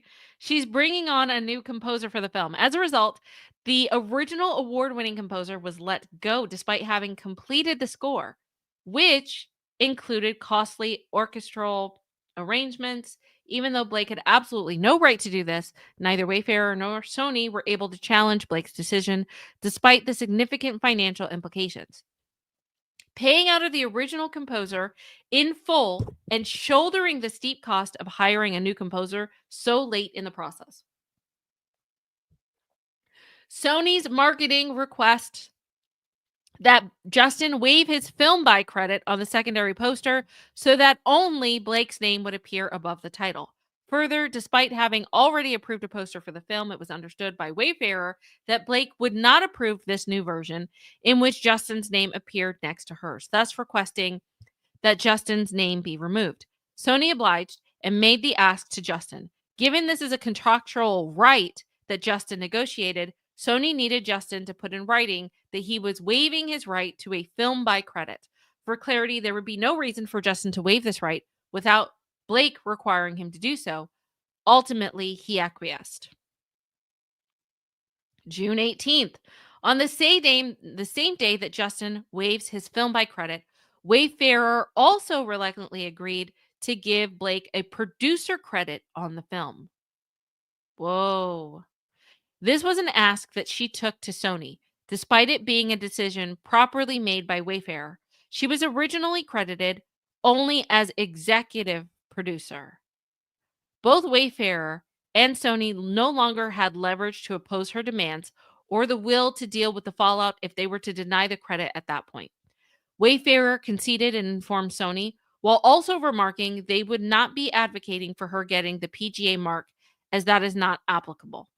Given Blake's contribution to the film, it was collectively agreed upon the producers that she had not earned the distinction of the PGA mark. Whoa. Okay. All right. June 20th. Shortly after granting Blake the producer credit, Heath was informed that Blake reached out to Sony yet again. I can't, you guys. Give me 1 second.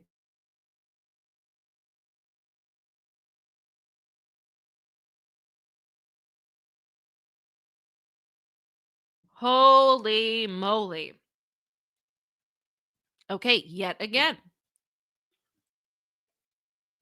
This time to ask that Justin and Heath write a letter on her behalf so that she may be considered to receive the PGA mark. Both Justin and Heath did not feel that her work warranted the PGA mark, a distinction highly valued and taken seriously within the industry. As Heath had already noted in his email on June 18th, they didn't feel it right to misrepresent her contributions in order to get her the PGA mark. Wow. Wow. Wow. Wow. This is insane. Um, let's keep going. Where are we? The PGA mark. Heath had learned from Sony that Blake was extremely displeased with the response and told Sony that as a result of the men not submitting the letter, any goodwill left was now gone. Wow. Whoa. Okay, I guess that's when she took the gloves off, right? For her, that was it. Not getting the producer credit. Or no, I'm sorry, not getting the PGA mark. Abel, Justin's publicist, emailed Sony marketing team to inquire about a content shoot that Blake seemingly coordinated with Maximum Effort, Ryan Reynolds' production company. Sony, at the time of the initial outreach by Abel, was not aware of the plans for the shoot, which were planned in June 27th through 28th. Later, Sony attested to the fact that Blake and Maximum Effort were, quote unquote, running the show. Abel was understandably concerned about the optics of the entire cast doing a content shoot without the director and co-lead being present. This would later be something that the public would take notice of, as well with the heightened rumors and negative press that Blake would take issue with.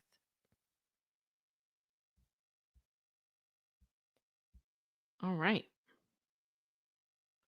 So this is just what they're summarizing right now. Whoa, that's a lot of back and forth. Okay. So once again, they're just summarizing what they said. For content, Blake and Maximum Effort are really running the show. We know it's Thursday and Friday, but Blake has been talking to talent and Maximum Effort and leading the planning. I'm not flying out for it either. Okay.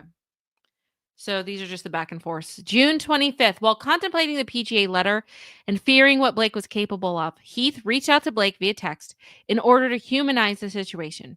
It had been months since Blake had spoken to Justin or Heath directly, as she insisted at every turn that she needed an intermediary. This time it was no different. She also refused to get on the call. Heath, feeling that she was unwilling to even hear them out, again conceded and agreed to write the letter. Oh my gosh, wow. And agreed to write the letter recommending Blake for a PGA mark. Whoa. Okay. Jamie, this is Jamie to Blake. Hi, Blake. I hope you're well. I wanted to write a note acknowledging the challenging times that we had found ourselves in and how it has undoubtedly affected many decisions. One being the requested letter to the PGA in the midst of it all. So many of the conversations had been with third parties. I do understand why. However, I believe it could be helpful if you and I had a direct conversation in efforts to find a path through this. We could have redacted and whomever else you'd like to join as well. Hopefully, this can be an opportunity to simply consult and see if it could lead to a potential change of thought. Honestly, Blake, I'm reaching out with a spirit of optimism. Please let me know if you're open to having a Zoom today. Thank you, Jamie. And Blake said, "Hey Jamie, feel free to through send through anything you'd like to say here. I hope you're well, Blake." And Jamie said, "I respect your decision." Oh no, he said, "Thank you for your response, Blake. I respect your decision to not have a call. No problem. To be fully transparent, um it was indeed a tough call to receive when asked to write a letter to the PGA. I do believe you can understand to some extent why that may be. However, we do not want However, we do want to be fair-minded and just to all parties. The truth is, you are incredible in the movie. Your performance is spectacular, and I hope that you get all the glory you deserve for it. Also, you've certainly added a great deal to the movie beyond the acting role itself. There is no denying that. With that said, I have consulted further with Justin, and as a result, he and I have both agreed to write the letter. Please let me know to whom we should send. Moving forward, I will continue to respect the process of communication through your designated reps, but I felt compelled to reach out directly for this. Looking forward to the movie being a success for everyone involved, Jamie. And Blake said, "Thank you, Jamie. I appreciate you both acknowledging the work. You can send the letters to me here or via email, and I'll pass along to the people I'm speaking with at the PGA. I'll let them know that your letters are incoming." June 26th, after many conversations and once again feeling trapped, Justin and Heath write a letter of recommendation to the PGA on behalf of Blake and send a copy to Blake to submit to the PGA. Heath simultaneously wrote a letter to his attorneys deriding the extortion by Lively. And okay, so this is just the recommendation. This is a recommendation letter. And then here's the email. Private and confidential PGA letter. This is to everyone. Hi, I'm writing to you regards of a letter I wrote on behalf of Justin and myself addressed to the Producers Guild. As you know, we received a request to write a recommendation on behalf of Blake for her work to receive the PGA mark. This was a request that we feel was unreasonable and cold-hearted. Essentially, the movie was taken unjustly from Justin as a director and essentially from Wayfarer's control due to the extortion of Blake. Without going into all of the details of the events that have transpired over months, Justin and I ended up agreeing to write the letter due to feeling trapped. She continues to hold the threat over our heads, and every time we try to hold a line, she uses that threat either directly or indirectly to get us to fold. Make no mistake, I am not suggesting that we were literally forced to acquiesce. But given the high profile of the movie, the partnership with Sony, the amount of money invested, and the need to complete the movie, we have written the letter on her behalf, omitting the truth of how and why she was able to contribute in the way we listed. There is nothing to do with this letter now. It only serves as a way to memorialize why the letter was sent in the first place, should we ever need to explain it. Thank you, Jamie. Oh my goodness. Wow. Okay, June 28th, Heath, the CEO of Wayfarer, expressed to that's who he is. He's the CEO of Wayfarer. Okay, Heath expressed to Forbes on June 28th his high hopes for the film. The article would later be released in August. He said, "I hope the people leave the theater feeling inspired, and for those who have been hurt, that they feel seen, and the story was told in a way that honored them. I feel like people who may, in themselves, as someone that may be hurt by somebody, may think twice about it. So I hope that people leave feeling that they got a glimpse into the world that oftentimes we turn our eyes away from." June 28th, Blake and Ryan Reynolds' company, Maximum Effort, organized a content shoot for the film's promotional campaign with the entire cast and the author from the book, minus Justin, of course. The content shoot included the cast making flower arrangements, baking cookies, playing Pictionary, collage making, and other concepts developed by Maximum Effort team in support of the film's production. They later posed for seemingly staged paparazzi photos before having dinner together. Okay. Those are the screenshots. Interesting.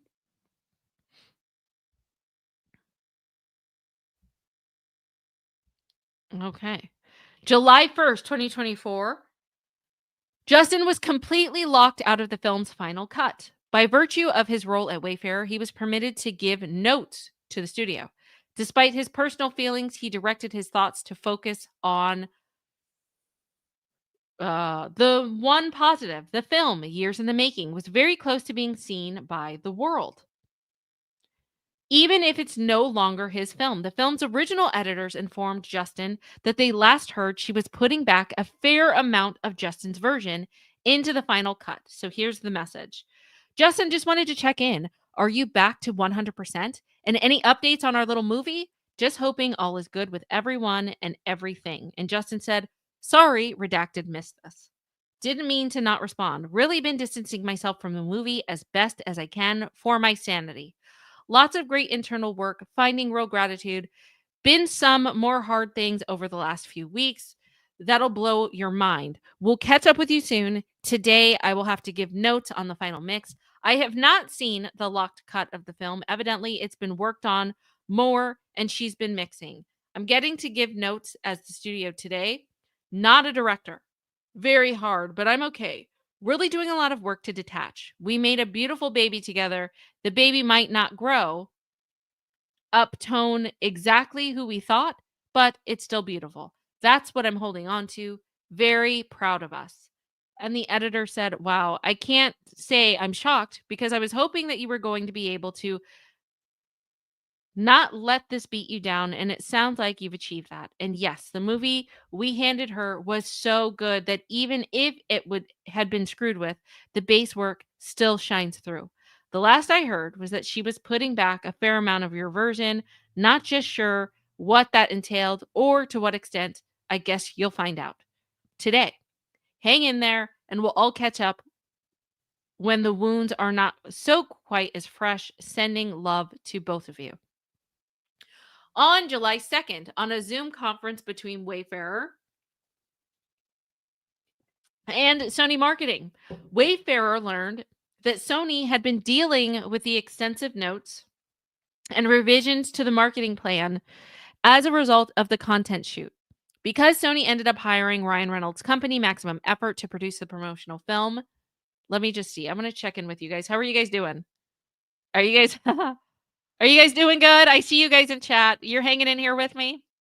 Good. I love it. Okay. Let's see. To produce the promotional content for the film, the cost of the shoot significantly increased due to their fee being higher than what Sony had originally budgeted. Notably, this charge was despite Blake's claim in January 2023 text to Justin that Maximum Effort would work free for the family as shown below. Okay, let's see. Where does it say that? They don't need to hire. We will work for free for the family. Okay. It's mafia style on this. Okay, got it. Despite ultimately approving this, Wayfarer was told that Sony was not allowed to direct access to the footage, which they had paid for. This shoot included the cast baking cookies, floral arrangements, ironing patches on jeans, and other quirky ideas that completely missed the point of the movie, skirting the issue of DV entirely to the detriment of all those involved. As noted in the email, Sony did not have much opportunity to be involved in the shoot. Blake said, Max Effort is on board to help as much or as little as you want. Let me know. Oh, this was from before when things were good, back in January 2023. Okay. Got it. Well, obviously things changed because it's not mafia style. It's not the family. They are barely speaking to each other and they're doing it through intermediaries. So Wayfarer said, hi, here's a summary of what was shared during the biweekly digital and social team. The creative team has been dealing with the extensive revisions based on the feedback from Blake. Ryan's agency, Maximum Effort, is producing content, some of which will roll out on his handle. They were shot with 3 creators and the rest of the cast. Sony did not have much opportunity to be involved. All right. July 10th. Whilst dealing with Justin's mounting PR headaches, Justin's publicist, Jennifer Abel, was also dealing with a difficult working relationship with her employer, Stephanie Jones, founder of Jones Work PR.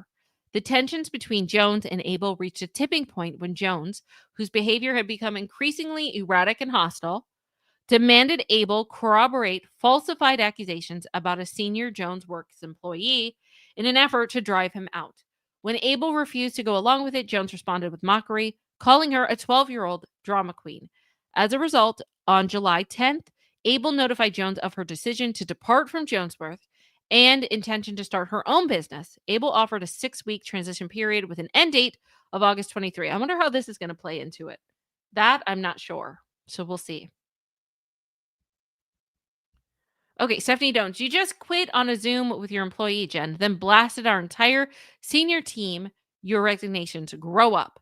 And Jennifer Abel said, I've been nothing but a good partner and helped grow LA from 4 people to 13. And I'm proud of that. I don't want this to be hostile. And Stephanie Jones said, I'm not the one creating hostility or drama. You have and continue to do so. No one senior behaves this way. It's reactionary, dramatic, and immature, sad. And I have been equally good to you. No one else would do for you what I've done. You'll see. Your behavior is appalling. You'll see. Okay. How does that play into it? This is interesting. So then Stephanie Jones offers her oh no. Jennifer Abel offers her resignation to Stephanie Jones. Okay. How does that play in? We'll see. So keep that as a mental note. Somehow that's going to factor into the picture.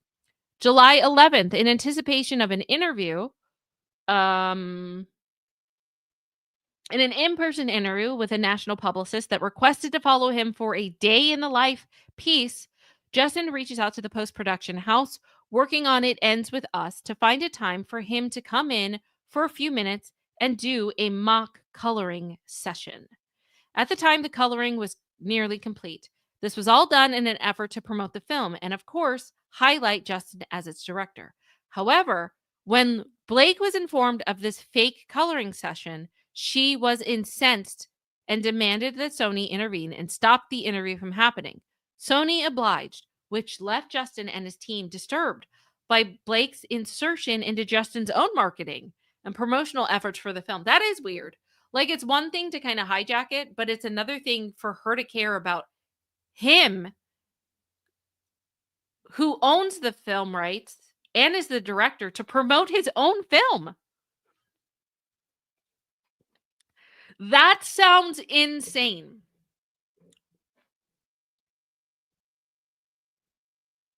But the thing is, she has a way, I mean, there's no way to tell her intention unless somewhere there's a text, there's a video where Blake herself is saying she's incensed and demanded that this stops being intervened. Right now, what we're seeing and hearing is hearsay.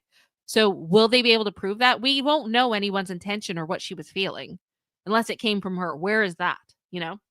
So anyway, okay. So July 15th, Wayfarer is informed that Ryan Reynolds contacted Justin's personal agent at WME.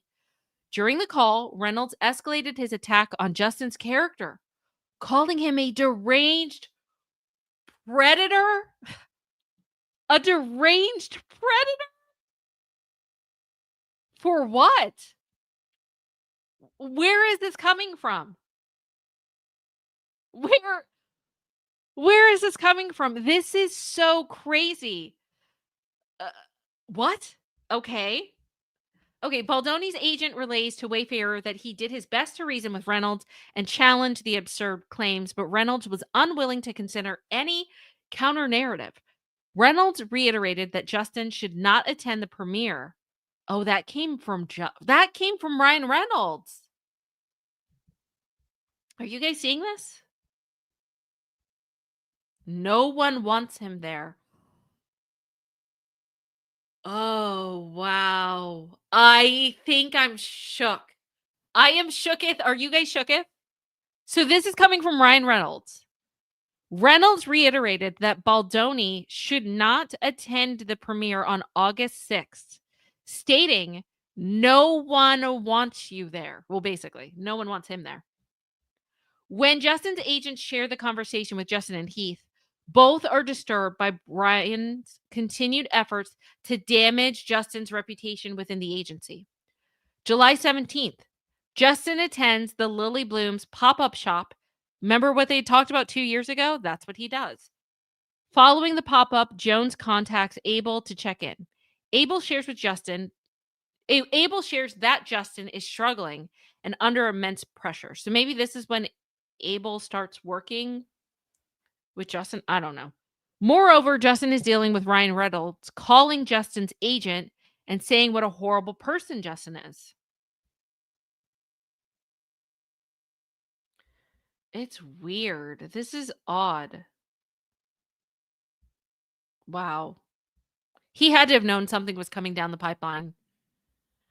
July 22nd, Blake, Reynolds, and other members of the film cast attend the premiere for the Deadpool and Wolverine. At the party, Wayfarer was informed that Reynolds approached a senior executive at WME and expressed his deep disdain for Justin, going as far as to suggest that the agency is working with a predator. Whoa. Okay, so can we just take a step back for a second? Can we take a step back? So what's interesting is supposedly what came out today is that Blake is amending her suit and that there's going to be more allegations of this type of misconduct, which is weird. Why would you leave stuff out the first time? You would think that you would put everything in, but whatever. If there's more and if she has evidence, we're going to have to keep a watch out for that. When I said that this is war, you guys, this is war. I see you guys. I hear whoa and a wow. And this is crazy. This is insane. Okay. So, with that being said, let's get back into it. July 23rd, Sony informs Wayfarer, the studio financing the premiere and most of the film, that Blake had demanded that Baldoni, oh, this is the first spelling error that I've seen. That's pretty impressive. That Justin, Heath, and Wayfarer refrain from attending the New York premiere and threatens a cast-wide boycott if they do. So not only is it now her, she's getting the whole cast to kind of follow in tow. July 24th, mindful of the potential premiere boycott and not knowing what Blake and Ryan were planning to do if Justin and the team attended, Abel emails the Wayfarer team requesting that Blake's November legal letter, correctly assuming that Blake would try to use the letter against Wayfarer. With the letter in hand, Abel intends to draft context for each issue to ensure the team can factually refute any press leaks.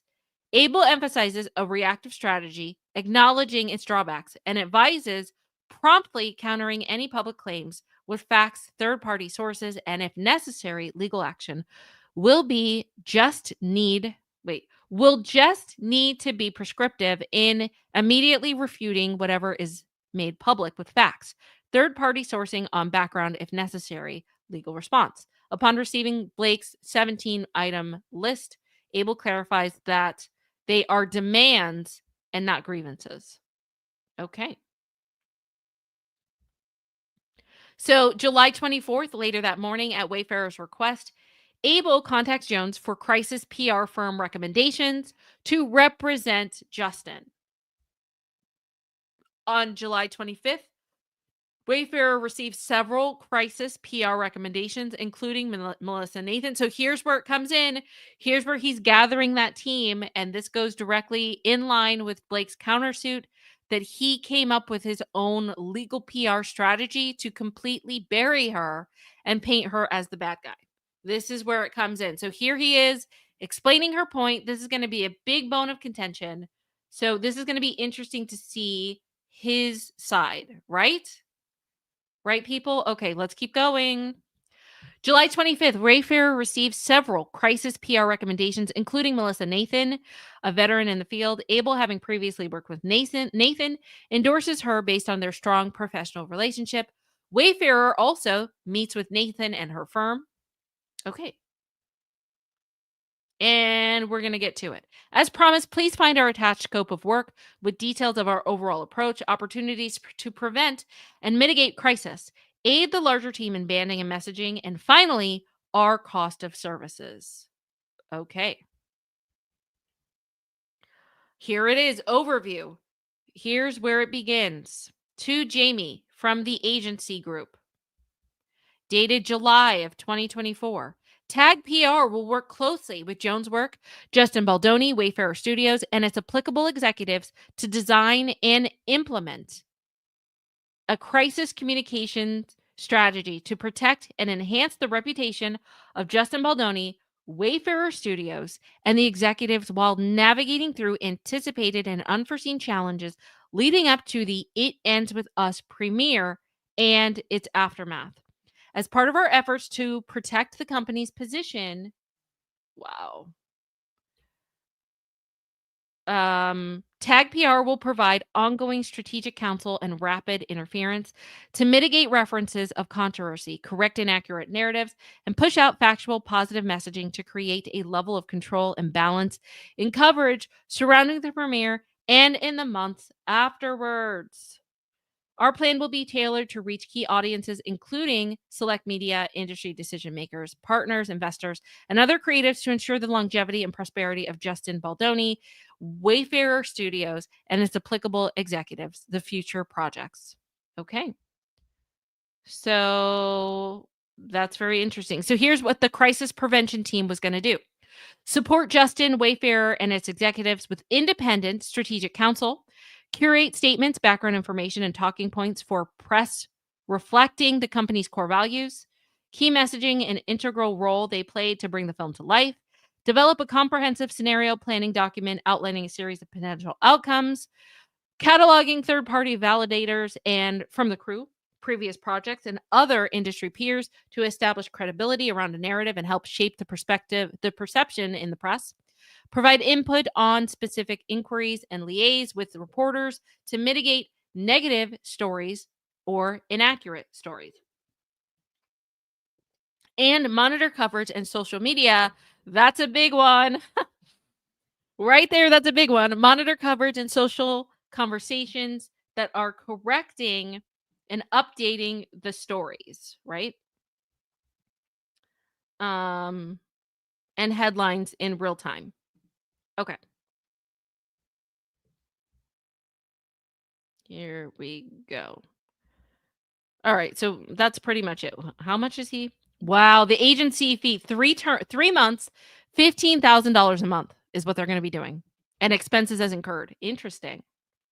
Okay, July 26th. Upon learning that Wayfarer was considering working with Melissa Nathan, Stephanie Jones, seeing her as competition, began pressuring Abel to intervene. And okay, so this is where that weird conversation that came in with Abel and Melissa Nathan that came out of nowhere. Now it's getting weaved back into the story. Seeing her as competition began pressuring Abel to intervene and to tell Wayfarer that she was shady. Abel refused to do, which only made Jones more infuriated. Okay. Wait, what's your question?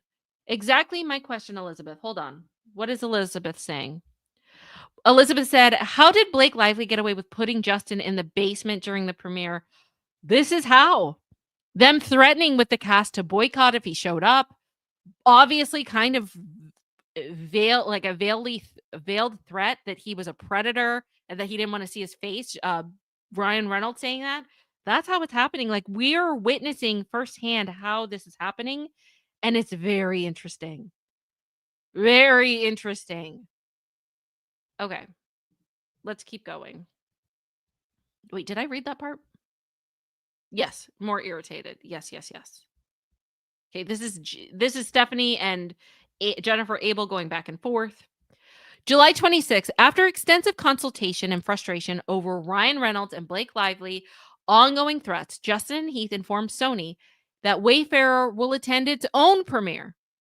Given Blake's heavy promotion of the film, the likelihood of her boycotting seemed low, and her leverage appeared to be weakening as the event neared. So they thought. Oh no. You know what that reminds me of? It's like, oh wait, there's more. However, Justin remained deeply anxious, fearing potential retaliation from Blake and Ryan simply for attending his own premiere. That same day, an article surfaced about another director facing allegations of inappropriate on-set behavior. Justin forwarded the link to Abel, adding his own remarks. "This is the shite I'm sure they want to do. Unnamed sources, etc." Okay. Oh, and there it is. Video of Francis Ford Coppola kissing Megapolis extra surfaces as crew members detail unprofessional behavior on set. Mm-hmm. Mm-hmm. There it is. Okay. July 26th. Amid the turmoil surrounding Justin and over 2 weeks after submitting her resignation, Abel emailed Jones to express gratitude and assure her of no ill will. However, she remained resolute in her decision to leave Jones' work. Okay, this is insane because it's too blurry to read, but at least that's a good summary. July 30th, Sony and senior marketing execs inform Heath and Abel that Blake has demanded that Justin conduct his junket interviews on a different day than hers, further ostracizing Justin. Abel pushes back, arguing that this would signal to the press that something was wrong. Ultimately, Abel is able to find a compromise and they agree that Justin would conduct his interviews separately from the rest of the cast at a different hotel, but on the same day. On July 31st, social media detectives, we love you guys. We love the social media detectives.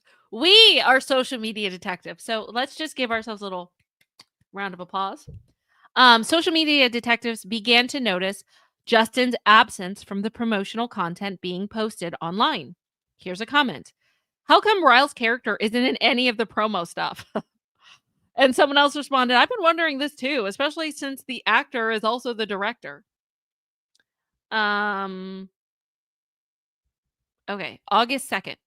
Recognizing the extreme pressures that Blake and Ryan were taking to undermine Justin, excluding him from the premiere of the press tour, spreading negative rumors within his agency, isolating him from cast events and promotions, and engaging in strong arm tactics to take control of the film, Justin and Heath decide to retain Nathan and Tag. Justin and Heath did so after Abel learned from Nathan that a negative story was being circulated. Okay.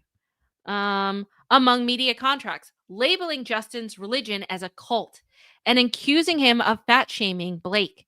In response, Tag prepared a scenario planning document with rapid response strategies, key messaging, and other standard crisis PR deliverables. Feeling uneasy, Justin texts Abel for reassurance. She responds in part, "Truth is your defense." Okay. There it is. Truth is your defense. You have done nothing wrong. And there is over a year's worth of facts and paper trails, and people can go on background as your defense. This document is an overview. And I think as the situation evolved, and as it has become realized the great lengths she has gone in order to cut you out of not just the film, but promo, the premiere, etc., we need to prepare as if she will also go through any great lengths with press. It's a good thing if we all prepare for the worst outcome, because then, if and when it's not as bad, we are over prepared. And then Justin hearted that, I think, and said, please get the lawyer hired ASAP. Oh, he can sense it coming. He can sense it coming.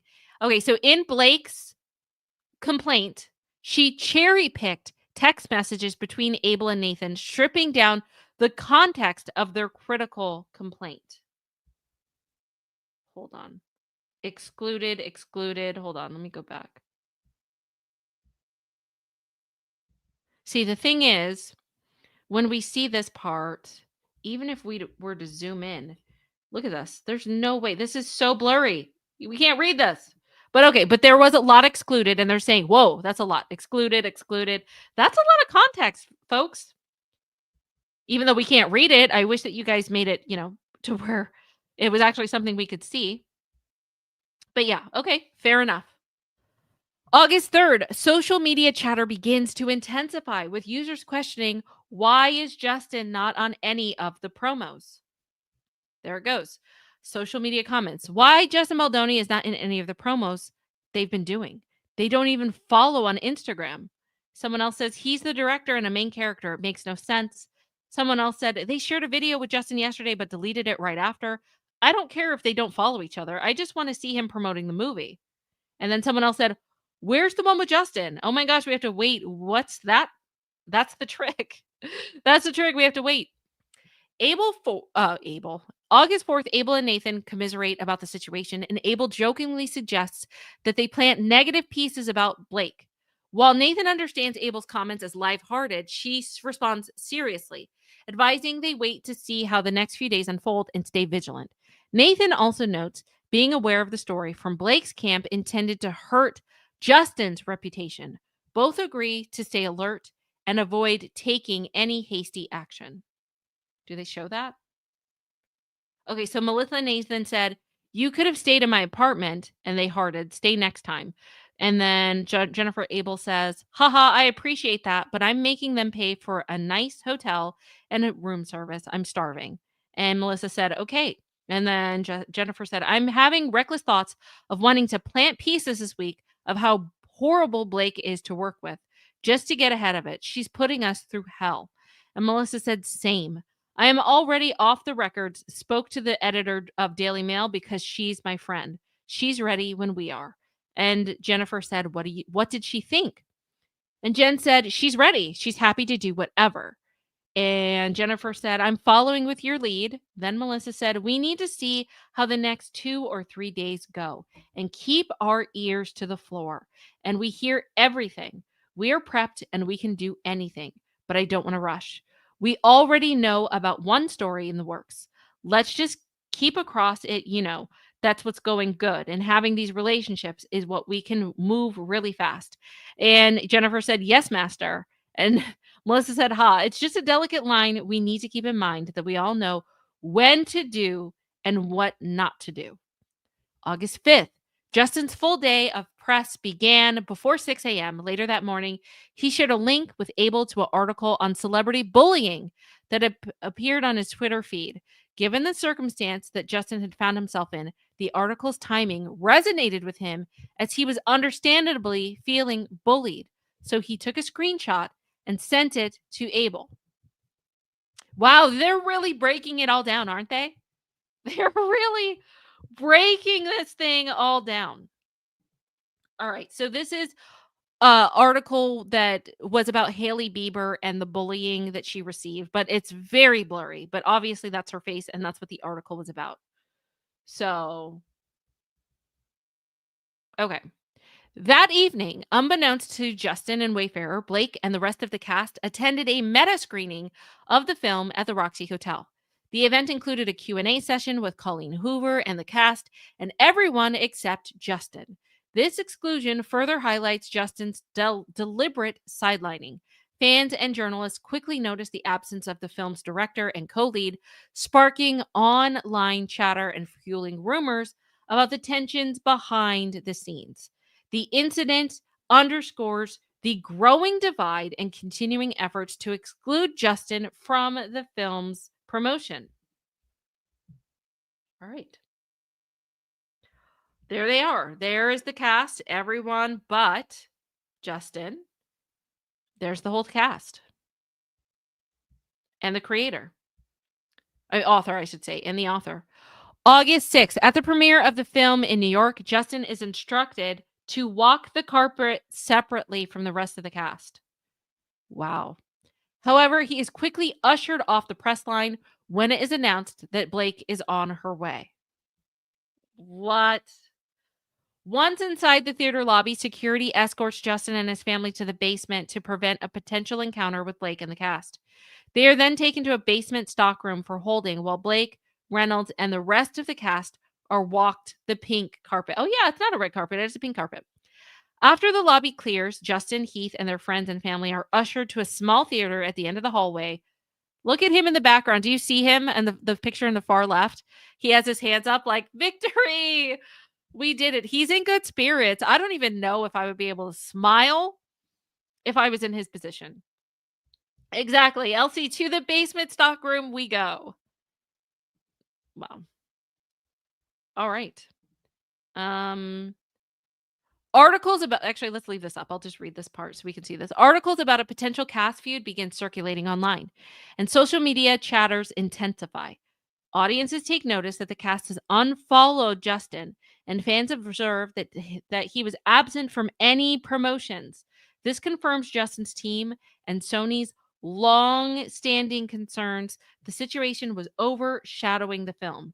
Justin and Wayfarer filmed it would also undermine the film's message.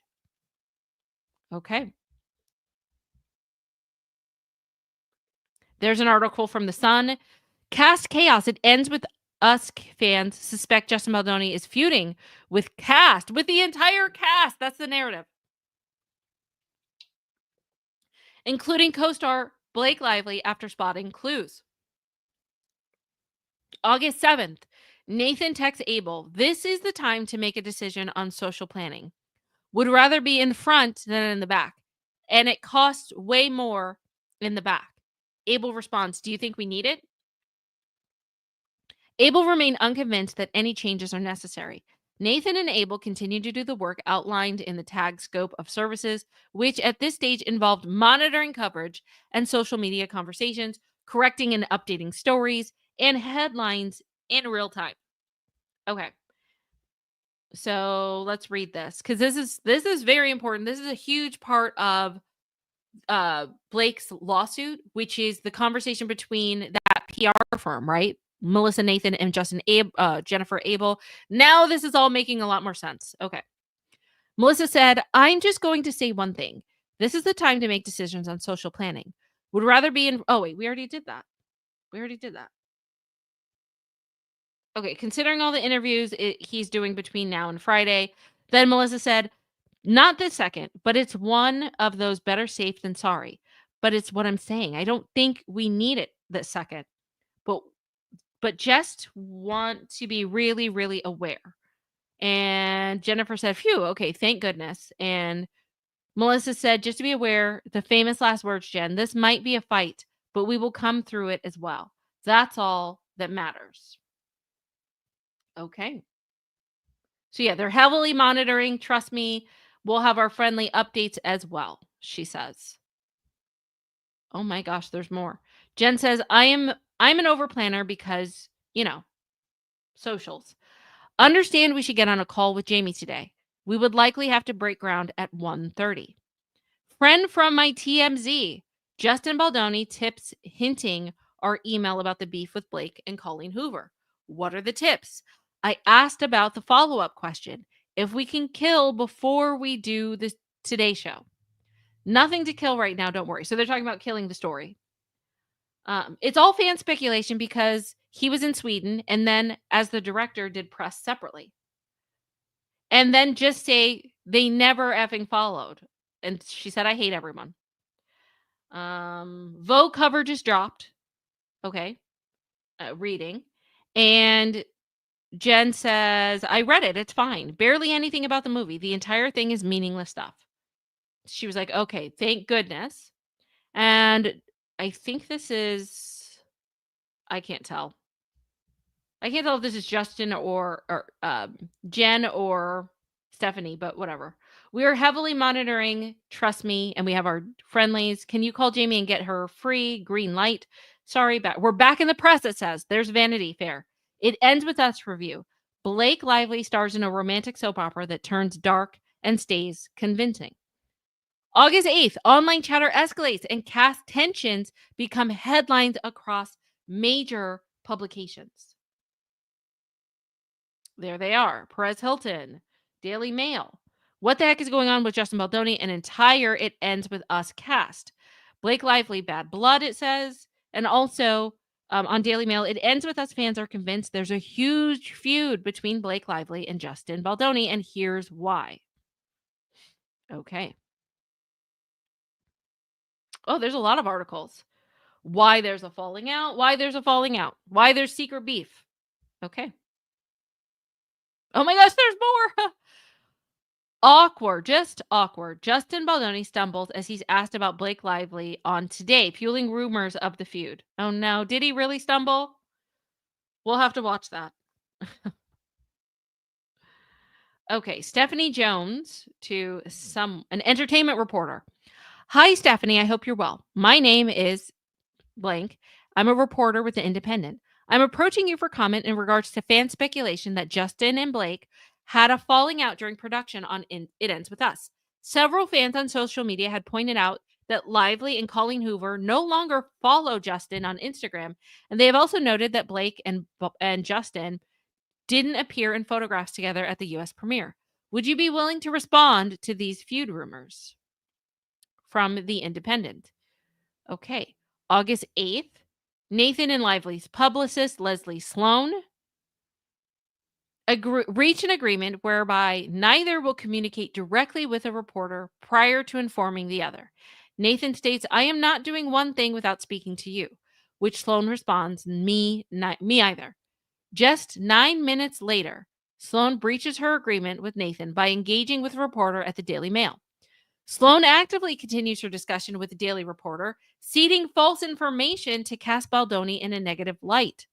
To divert attention from Blake's tyrannical behavior on set, Sloan attempts to portray Justin as the antagonist, stating, "The whole cast doesn't like Justin. Nothing to do with Blake." She doubles down, insisting, "I'm telling you, she's a liar." They are panicking as the whole cast hates him.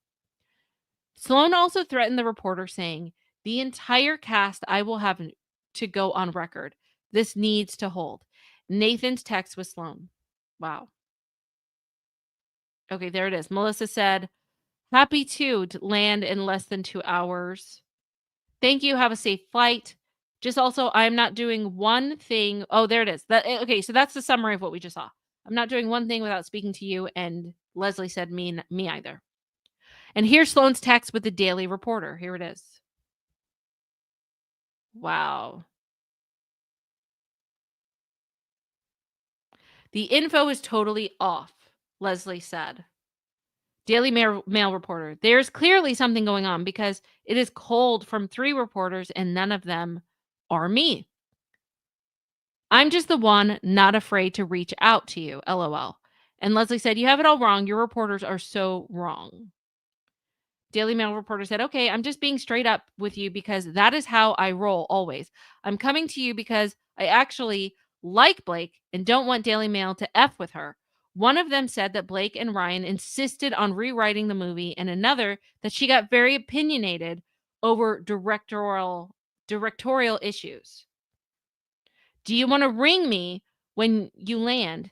And I'll tell them that they need to hold off on anything for a few because the rep is unavailable and I need it to at least get no comment. No one that we know, wait, no one that we speak, just that would read emails from me and respond." And Leslie said, "Like I said," wait, where's she? Okay, wait, didn't we already read that?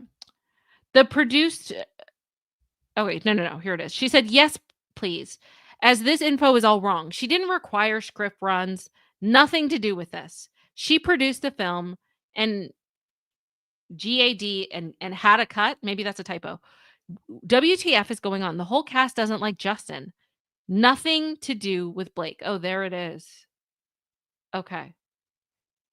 Wait, let's see that. She didn't require script runs. Nothing to do with this. Well, she kind of did, didn't she?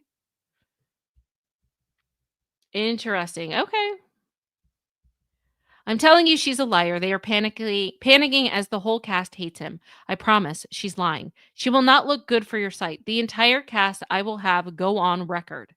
And the Daily Mail reporter says, "Can you give me anything at all on the issue is then? If it's not her and it's him?" And she said, "No, I'm on a plane. This needs to hold." And the Daily Reporter said, "Good. Sounds good. I'd like to clear this S up." Oh, interesting. Wait. What did it say? But I just saw they went to court. Yeah, they're in their first court hearing today. Yep. Yes, they are. Okay, August 8th. That same date, Jones, attempting to reinsert herself into Justin and Wayfarer's good graces with sidelining Abel, despite both representing the same firm, contacts a Daily Mail reporter about the story on Justin and Blake. Abel, at the direction of Justin and Wayfarer, previously instructed Jones not to speak to the press due to the fragile truce with Blake's team. Despite this, Jones brags to Wayfarer about trading calls with the Daily Mail to appear engaged with the account. Notably, at the time, Wayfarer and Abel were unaware that Sloan had breached her contract with Nathan. Sloan and Sony later discovered that someone from Baldoni's team had been communicating negatively to the media. It was clear that Jones was the source, and Wayfarer's leadership, along with Sony, were livid. All parties were desperate to avoid an all out conflict between Blake and Justin just to film about what was to be released. Okay. So here's the reporter just asking more. They want to know more about the feud between Justin and Blake because it seems fishy. And Stephanie Jones said, has been nice and fixed things for us in the past. I can give her a call. That is nothing. That is nothing burger. Okay. And we all know I would never ever say Blake is to blame. I'll contact Sony Comms now as I know this isn't true. And then Heath said, do not contact anyone at all right now. Or contact. Okay. Do not contact anyone at all right now. I'm sorry for being direct, but I need it to be direct. I don't want any messaging with anyone right now. So I am officially needing that to be understood. That's Jamie Heath. Stephanie Jones says, to clarify again, I have not spoken to Daily Mail. The above isn't true. I also don't believe redacted or redacted at Sony are saying that above. Quote also has spaces as if it was just being drafted. I'm not contacting press, but it's concerning if redacted and redacted are saying I've escalated this as I haven't even touched this. I'm going to contact them. And then Jamie Heath said, Stephanie, as your client and the one who pays you for the services, I am stating to not contact anyone regarding Wayfarer or Sony at this time. If you do this, if you do after this text, it will be a major problem. This needs to be respected now. Nathan and Abel are left to deal with the fallout from Jones inserting herself into the situation. Oh, isn't this kind of making a little bit more sense? So, like, one of their press people kind of, it seems like, went rogue. That's basically what happened. This is not at all what Nathan wanted, and I don't think Justin at all is involved in this. Okay.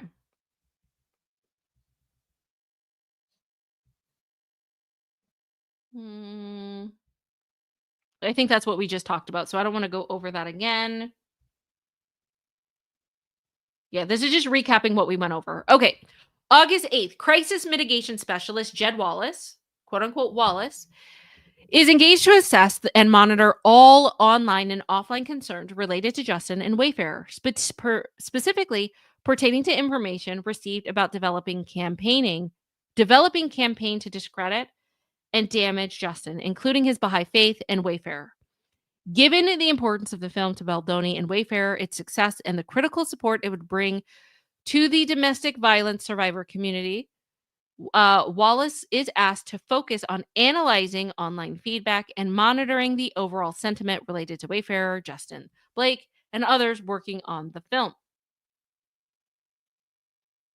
All right.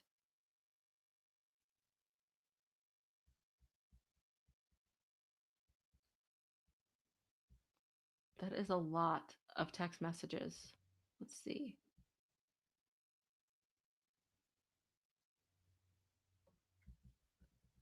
I'm trying to see. I'm trying to zoom in, but these are so blurry that it's hard to see. All I see is it looks like a plant from Blake's camp trying to steer the narrative. I can tell you've done a lot of work. I see something else that says, what's really interesting that the comments specifically on this outlet looks like they're pro him. So they're monitoring the social media situation right now. But I wish we could read that more. You guys need to do a revised version of this document because there's so many things that are so blurry. Okay, August 9th, Heath calls Jones to clarify that due to the sensitivity of the situation, he feels more comfortable with Abel leading communications rather than Jones. Heath reiterates that Jones should refrain from taking any action on behalf of Justin or Wayfarer until further notice.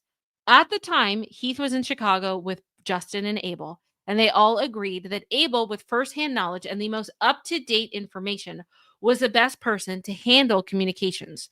Jones did not take that well and launched into a tirade, insisting that she will speak to whomever she pleases and that Wayfarer cannot stop her from clearing her name. The day prior, Heath had, oh my gosh, there's so much drama on this set. Is this not insane?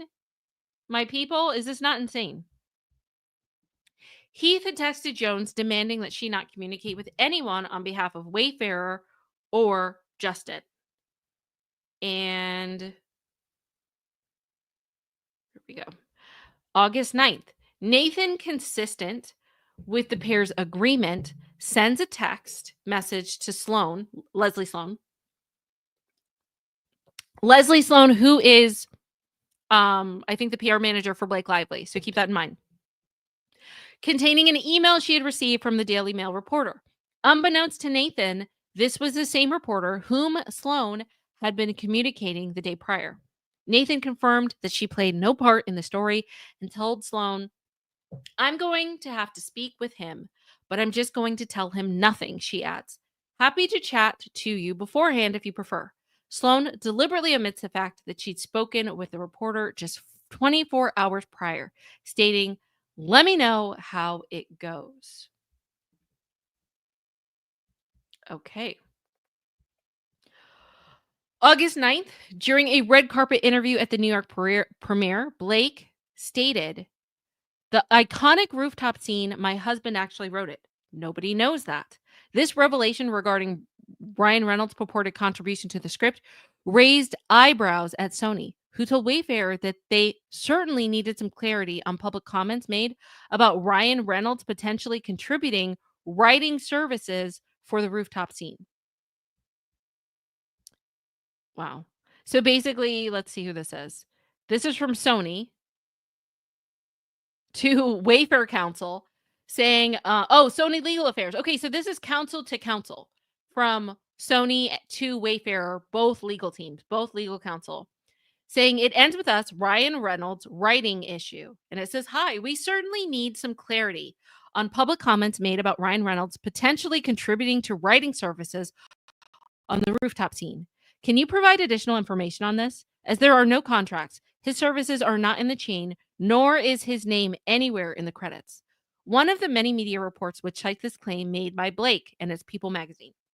"Thanks for clarifying. If services were rendered, obviously we require signed documentation immediately."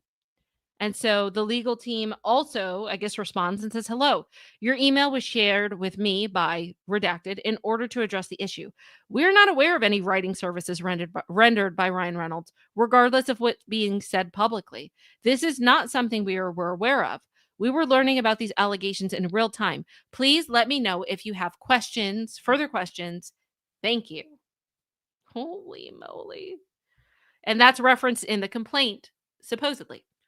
August 9th, on the day of the domestic release of the film, Heath shares observations with Sony marketing, urging them to take the topic of DV more seriously as part of the film's rollout. This was a concern that Justin, Heath, and Wayfarer had long expressed to the team. And Jamie said, okay, here's the marketing team. "Hey, all. So we all see the noise and the chatter regarding Justin and Blake and the cast. This is all crazy. But I'd like four of us to take a look at that, even in the midst of feuding. How many people are pointing out that DV is being glossed over, or that Justin is essentially the only one appreciating the subject matter, whilst the others may not be giving it the proper respect it deserves? As you know, this has always been a concern of ours, and I think we might agree that there is enough response to at least consider giving it a bit more thought. We are opening with great numbers, and that is a testament to the movie itself and the way you've positioned it, no doubt. And we should be listening to the responses we really embrace that we are hearing. It wouldn't hurt the movie by being more deliberate in embracing the DV aspect. People need to know that we too recognize the gravity and sensitivities of this subject. Looking forward to your thoughts." And there they go. They send a screenshot with basically someone kind of not liking the "grab your friends, wear your florals." I don't think they like that very much. At Blake Lively, tone deaf from the beginning, wear your florals. So that's when the backlash, I think, started in social media. So that's interesting. On August 10th, Tag and Abel continue to monitor online chatter about the film. So they're just anxious. They're watching, seeing what people are saying, especially in particular about DV. Oh, they want us to highlight this. Someone said he didn't realize how lucky he is right now, that we need to press him how effing lucky. And whispering in the ear, the sexual connection. Is that what it says? Sexual? It looks like sexual. Whispering in the ear, it can't be. Something else, sensual? I don't know what that says. Connections, like Jesus effing Christ, other members feeling uncomfortable watching it means there's just so much. Doesn't matter if it's true. I don't think they get it. They think that the truth wins. No, it doesn't. All public opinion and perception. Okay, so they're talking about what's included in Blake's lawsuit, what's excluded. So thanks, we're seeing the same thing. Let's see. Okay, I guess included in Blake's suit, it says hi. So far, extremely limited pickup on Daily Mail or Page Six. We'll continue to keep an eye out and send pieces as needed. But so far, it's been something coverage or pure speculation. We've also started to see a shift on social media, largely due to Jed and his team's efforts to shift the narrative towards the shining spotlight on Blake and Ryan. Again, we'll continue to send links and screenshots, but wanted to send an update. In the meantime, what's excluded? Thanks, Katie. We're seeing the same thing. Okay. And also excluded. Thanks, Katie. I'd like to have a quick Zoom today if we can arrange without Justin. Is that possible for all? All of the rest is excluded. Okay, so who is Katie? Let me go back up. Who the heck is Katie? I have no idea. Maybe it's a tag employee. But obviously that was important. Maybe they will add clarification later on here. Holy crap, all of that is excluded? Included in the CRD complaint. Okay, so let's see what's included. Jennifer Abel said, she freaks me out. That's why I was worried about LAT. And Melissa said, no requests, though. I think people were bored. Who knows what the hell this is saying? The socials are so pro Justin, and I don't even agree with half of them. And then Jennifer said, oh, I agree. I'm just anxious per usual. LAT reached out to Justin's old assistant. And Melissa said, you're okay. I've been too much, pressed too chaotic. I told you, People Magazine messaged me, and they have messaged me again to say that they're getting radio silence on everything. Jennifer said, that was the request he sent through. Nothing to me. And then Roger Friedman from Showbiz 411 called me, but I'm leaving it. Yeah, Gilman reached out, Carolyn from ET, who just annoys me. And I saw that Katie said limited pickup, but I've honestly not seen any from those two pieces. And Melissa said, just keep on giving nothing. Nothing, not one thing from those pieces. And gosh, this is so hard to read. No effing way. I swear I will call him. We need to be on the same page. I'm going to go have a shower. Excluded. Okay, so what's included in Blake's complaint? He doesn't realize how lucky he is right now. We need to press on him just how lucky he is. The whispering in the ear, the sexual connotations, like Jesus. Okay, we've already read that. Okay. Doesn't matter to me. What's excluded? Doesn't matter to me. I don't know. I think that they get that the truth wins. No, it doesn't. I'm like, we're dealing with a psychopath who literally called you a predator. Let's all be happy with difficult. I love it. Gosh, what does that say? I have it text message, by the way. Unbelievable. Let's be really happy with difficult. And he told her that will look like a misogynist. Leslie can't possibly believe that. Let's give a day to come and let's call Jamie together tomorrow and we can explain to him a few things together. And the socials are really, really ramping up. It's in his favor. She must be furious. But what's included is it's actually sad because it just shows you have people really want to hate on women. Interesting. August 11th. Justin felt it was important to stay on message as he had during the film's junket press tour from August 4th to August 9th. Despite a purported feud or the focus of the film's box office success, Justin sought to redirect attention and domestic violence survivors. He sends a text to social media team urging them to focus their efforts on this topic. Okay, you guys, give me, if you guys don't mind, I'm going to take um a brief pause. Give me 1 second. So we'll stay on. Just give me a second. Where are we? I will be right back. Okay? Give me a second.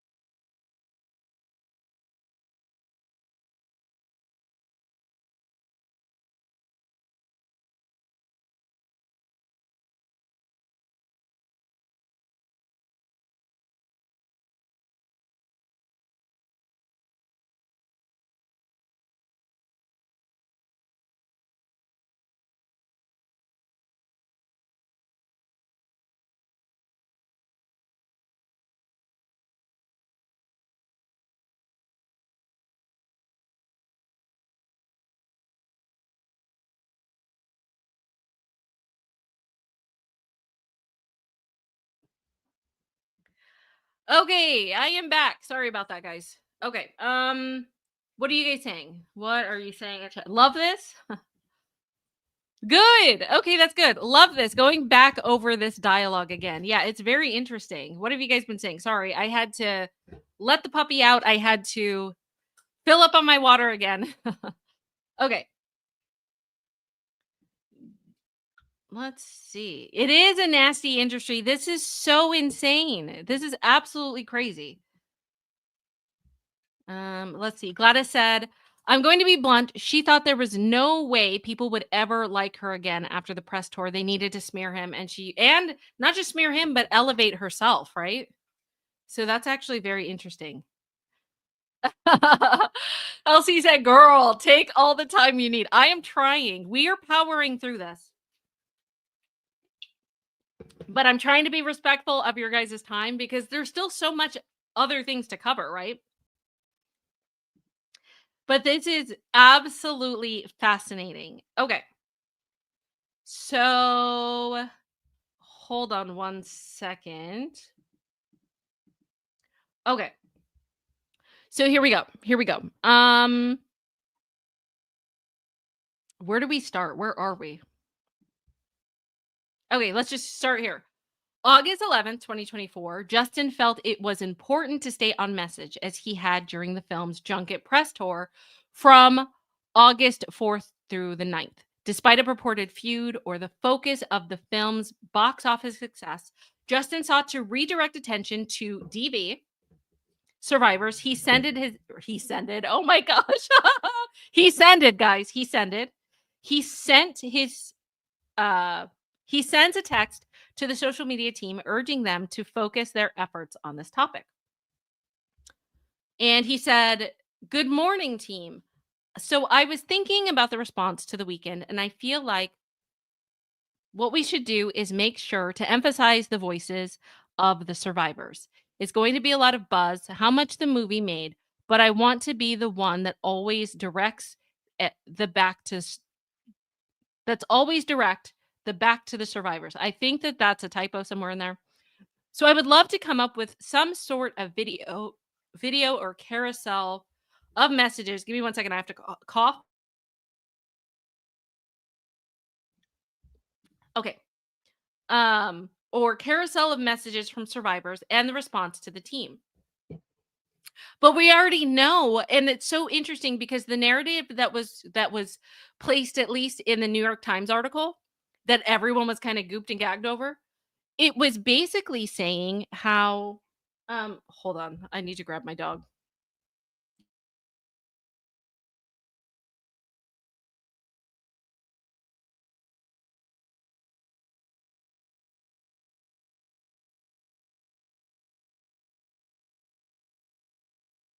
All right, sorry about that, folks.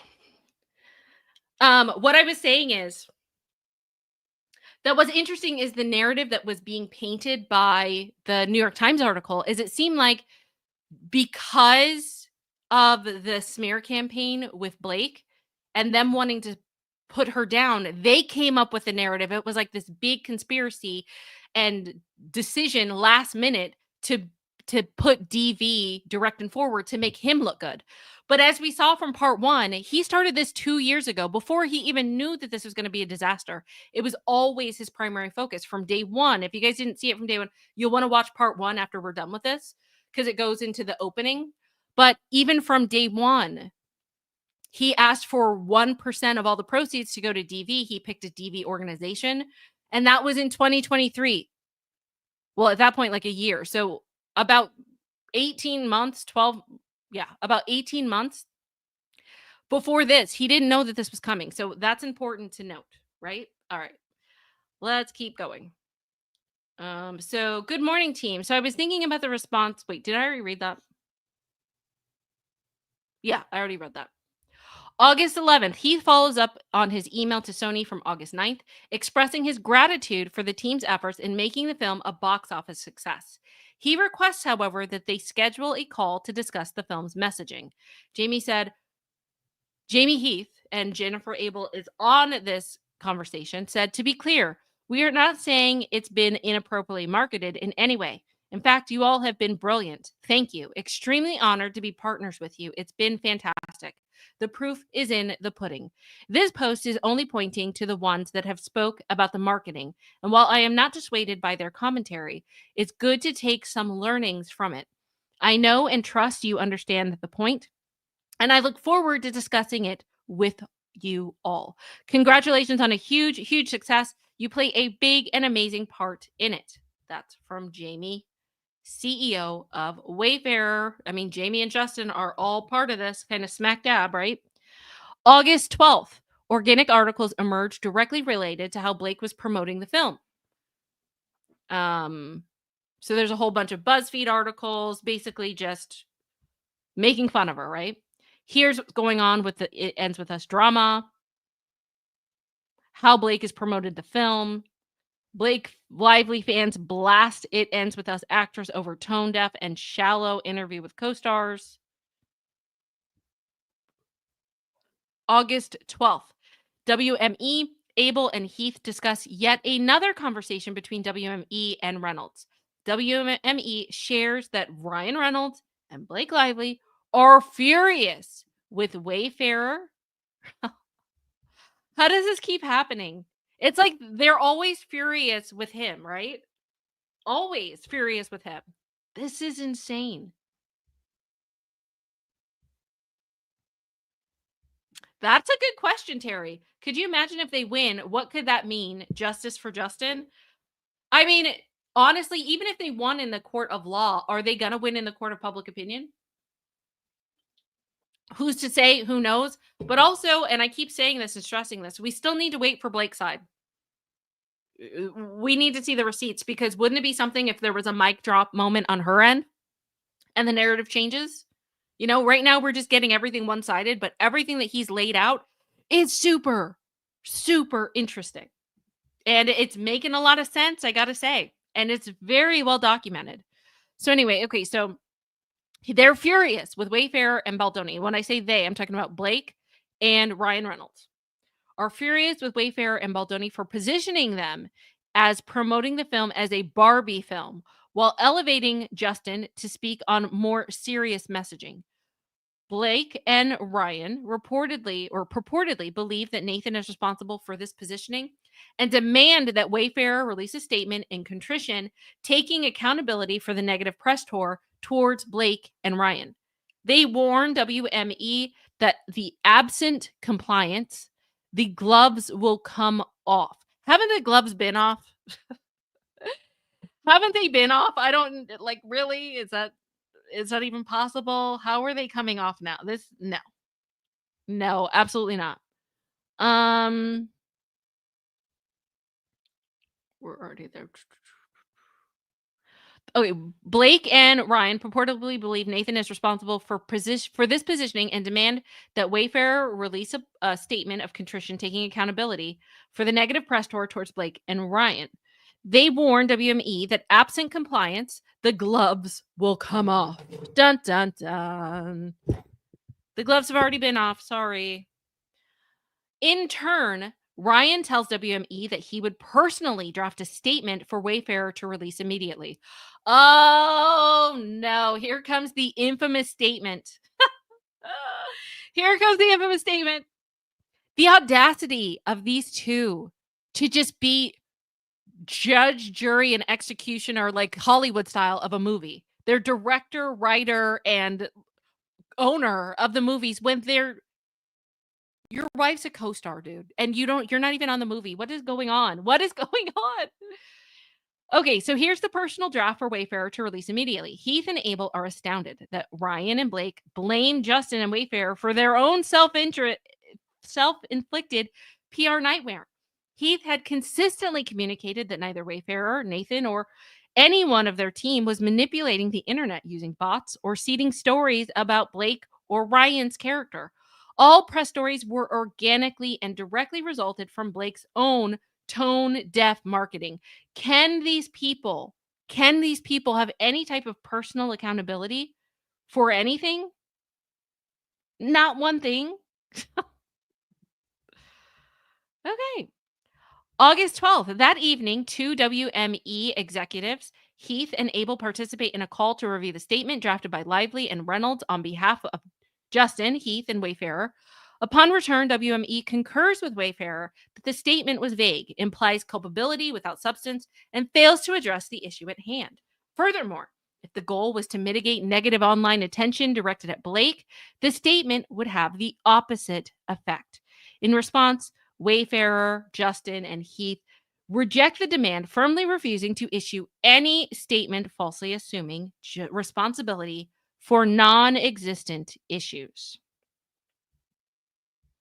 So here is the statement, you guys. Get ready, because here is the professional, the nice guy, the quote unquote nice guy, Ryan Reynolds, wanted. This is the statement that he crafted, supposedly, allegedly, to be sent out by Wayfarer. Okay. Statement prepared by Blake Lively and Ryan Reynolds on behalf of Justin, Heath, and Wayfarer. Here's what he wanted it to say. It Ends With Us was a troubled production, which we take full accountability for. We are very sorry to everyone we caused upset to. That sounds so weird. We are very sorry to everyone we caused upset to, privately and publicly. Blake Lively, Colleen Hoover, the entire cast and crew led with professionalism every step of the way. Any negativity aimed at them is ours to own.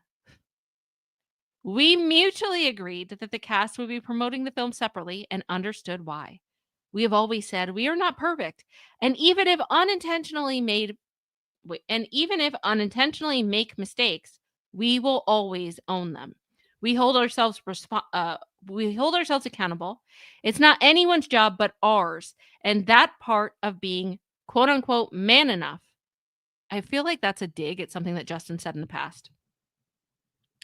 We will practice what we preach. We are learning and growing from the experience, and we thank everyone for their patience as we find a better way to proceed. We are very proud of the film and the welcome arms that it's received. Part of our work is to have uncomfortable conversations for growth. The film is doing that on screen, and we are doing that off screen. Thank you to the cast, crew, and public for the opportunity to be imperfect and to be given the space to learn and grow with humanity and dedication. Whew. That seems like it's something that they should have written to Justin. At this point, can we just flip it? Can we just flip it? Wow. August 12th, Abel shares that Nathan and Blake and Ryan. Wait, no. Abel shares with Nathan that Blake and Ryan just want Justin to put out a statement. Both are shocked by the request and state that they have never encountered anything similar. Nathan advised Justin to retain legal counsel immediately. Yeah, I would too. I would too. What? Is this not getting crazier by the minute? Jennifer Abel said, Blake and Ryan want Justin to put out the statement. This is unbelievable. Melissa Nathan said, call if you can. Oh, no. Hold on, guys. My battery's getting low. Give me a second.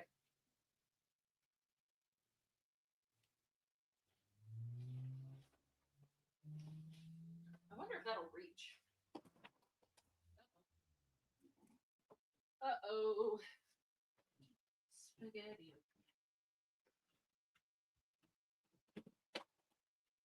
Maybe this will reach, guys. Maybe this will reach. I'm hoping. I'll be there in a second. Maybe I don't have to move anything. Is this going to fit? Will this reach? Oh my gosh, I think it's going to reach. Perfect. Hold on. There we go. Okay, I'm back in business. I'm back, guys.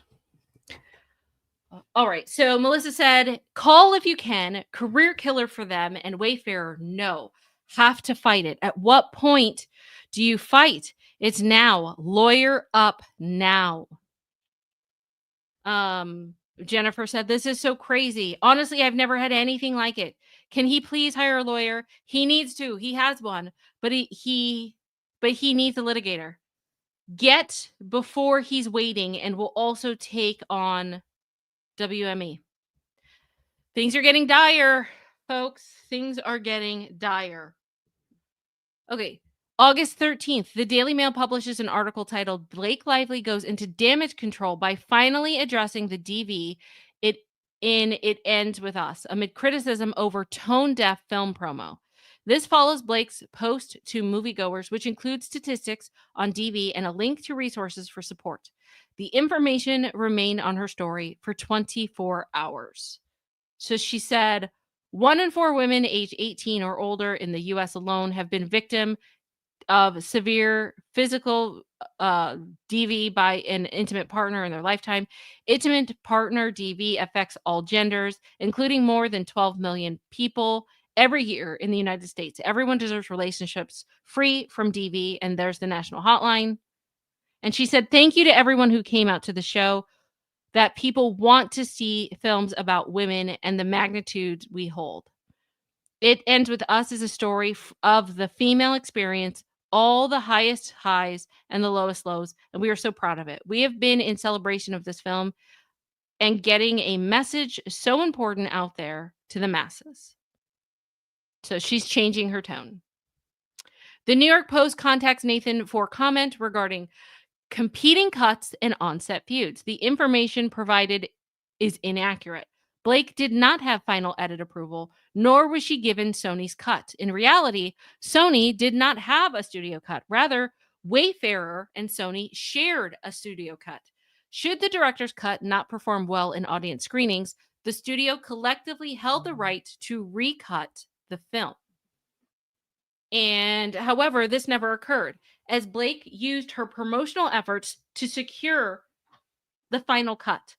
All the information that Leslie provided to the New York Post was false and misleading. So, gosh dang it. I really wish I could read that in blue, but it is so bad. But that basically it's a summary of what we just said. So that's fine. August 13th, The Hollywood Reporter publishes a story naming Nathan as Justin's crisis PR representative, drawing a comparison between Justin and Nathan's previous client, Johnny Depp. This comparison proves damaging for Justin, as Nathan was hired specifically to ensure that the truth would be communicated free from interference by Blake's team.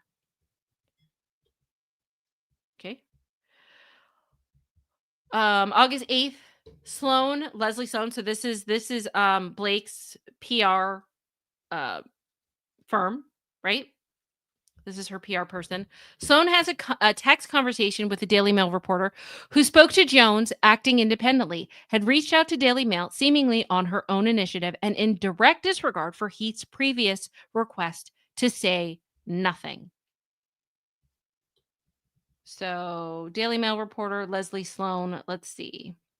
Thank you. Who is Steph's team? The Daily Reporter says, whoever launched this BS smear campaign on Melissa, it's probably Steph because Justin's reps is leaving Steph in 2 weeks. Apparently, an expose coming out on SJ. Who hates Blake at DM? They are mean to her. I think that's Leslie Sloan. And then the Daily Reporter said, someone in LA seems to. These are all coming out of the LA office. And Leslie says, who? And Daily Mail says, I have never met anyone in our LA office. They run as a separate company and they are constantly ducking us over because they never contact reps and it's blamed on us. Side note, every reporter at Daily Mail has their name on articles. You have to. Okay. And then the Daily Reporter said, like I said, though, the reporting is that there were issues between her and Justin as well as others, and that Justin found it difficult to work with her. One of these reporters, known as close with Stephanie Jones because they used to always get redacted, and Stephanie reps him, I believe. I told them that she's awful and not to rely on anything she says. And Leslie said, I'm telling you, she's a liar. They are panicking as the whole cast hates him. I promise she's lying. This will not look good for your site. Wait, we've already read that. What the hell? Why are they bringing this up again? August 14th, 2024. As discussed here and above, in August 2024, Jones inserted herself in the situation. There we go. That's why. Attempting to sideline Nathan and Abel. This issue, however, was that Jones had deliberately distanced herself from the Wayfarer leadership, communications strategy, and internal decision making, citing her focus on higher profile clients.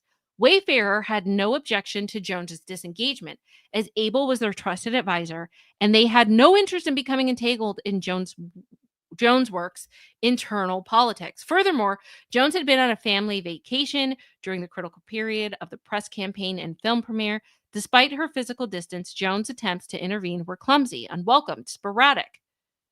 And as she tried to create trauma and undermine Abel's authority, Wayfarer and Baldoni remained focused on managing the crisis at hand.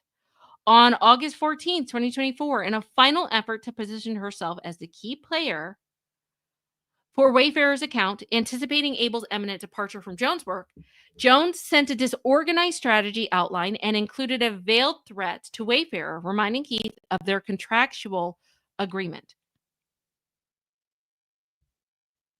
Oh my goodness. So here it is. R.E. Blake Lively felt Justin Baldoni fat shamed her, kissed her too long during a scene. To Jamie Heath, Jones' attorney, Stephanie Jones. Okay. Hi, Jamie. I have been standing down and have not contacted any press at all regarding any of these Justin issues since they arose on Thursday of last week while I was on family vacation in Europe. I wanted to take a moment to reiterate that my commitment to Justin and our work altogether. Over the past 8 years, I have successfully managed every crisis for Justin without any negative press coming to light. As a key member of both Justin and Wayfarer's account, since we signed him, I believe if one of our team members, including me as a key man on Justin's account, can rectify a story, it's essential we leverage that for Justin and Wayfarer. My background isn't solely in crisis management. I have extensive experience representing our billionaire clients, many of the biggest stars and athletes in the world, as well as many of our Fortune 50 founder clients. The experience has equipped me with the skills necessary to navigate complex situations effectively, even more diligently than the crisis PR firms we have worked for in the past. My recommendation strategy would be twofold. Number one, flood the zone and positives. We need to ensure that we promote positive narratives that media outlets cannot ignore.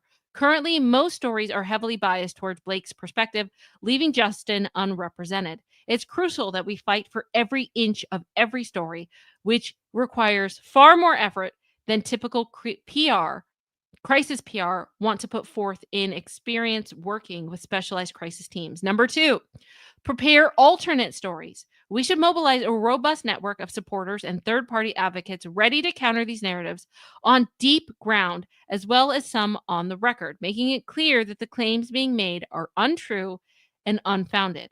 As you know, I've been on a vacation in Europe with my entire family. Let's just go here. Studios often look for leaks, which is why, per Jen Abel's text to all of us, the Sony president first texted Jen Abel and, in her words, accused her of leaking information to the Daily Mail. He then texted me shortly thereafter, and I ask that you please refrain from using me as a scapegoat for leaks that are clearly originating from elsewhere. I'm ready, willing, and able to fulfill my duties to support Justin per our contract, which concludes May 2025. I can add tremendous value to our efforts, and I hope you will reconsider my involvement. Thank you, Stephanie Jones. And in August, a journalist from TMZ contacted Nathan and Abel requesting comment regarding 3 HR complaints filed against Justin on the set of It Ends With Us. It just keeps on getting worse. So a journalist, that same day, Nathan received inquiries from reporters about multiple HR complaints from set. This was not true. Okay, so the reporter from TMZ said, a close source is set to say they don't know of an investigation, but that there was an intervention. We heard there were multiple HR complaints from crew and cast, starting with the first day of production. Wayfarer is the studio. It's unclear if Wayfarer Studios performed an investigation into the claims against themselves. Separately, we are aware that there was an intervention with Justin Baldoni midway through production based on a pattern of inappropriate behavior by him towards cast and crew.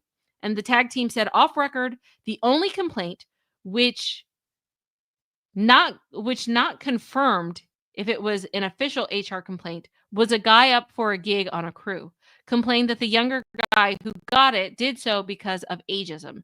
There was an investigation and found no wrongdoing. There are other complaints, especially, other documented HR complaints. There was not an intervention on set with members of the crew. This would be false to allude to.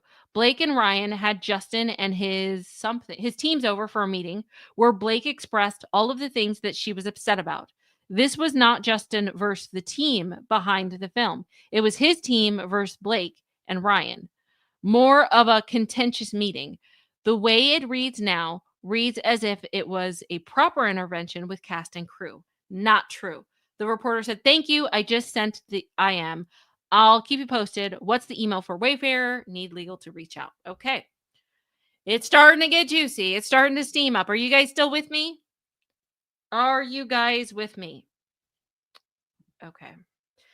August 14th, Justin sends Abel a TikTok from a creator suggesting that Justin is involved in quote unquote something bad. Justin is just as confused as the rest of his team about the nature of this bombshell. Abel replies, that is the question of the century. And reassures him, saying there is no bombshell, as you know, while confirming that she and the team are closely monitoring the situation in case a response is needed. Okay, that is so blurred. We're going to keep going. Justin texts Nathan seeking clarity on what's happening with the strategy and how the ongoing feud can be resolved. Nathan explains that she spoke with Sloan and asked for her perspective on the solution, on this possible solution. Nathan observes that when Justin is respectful, Blake and Ryan Reynolds, don't like it. And when he plays by their rules, they still don't approve. She questions what do they want. Nathan further clarifies to Justin that she left the matter with Sloane, asking her to indicate what course of action she prefers. Nathan emphasized that she is willing to work with Sloane either collaboratively or to protect Justin and Wayfarer until something is leaked or wrongfully put out by Blake's team. Nathan and her team will not take any further action. So that's the summary of those text messages. It ends with us cast and crew don't all hate Justin Baldoni, but feuds real. Interesting. Nathan receives word from a reporter that Sony chief Tony Vincicara made a statement about Blake being an advocate for DV, with no mention of Justin in the piece. Nathan immediately senses Sloane's involvement in the development. However, Abel suggests that it's Ryan Reynolds who likely pressured Sony into issuing the statement. So that's interesting. So it ends with us. Sony chief praises Blake Lively for advancing the conversation around DV. Is she?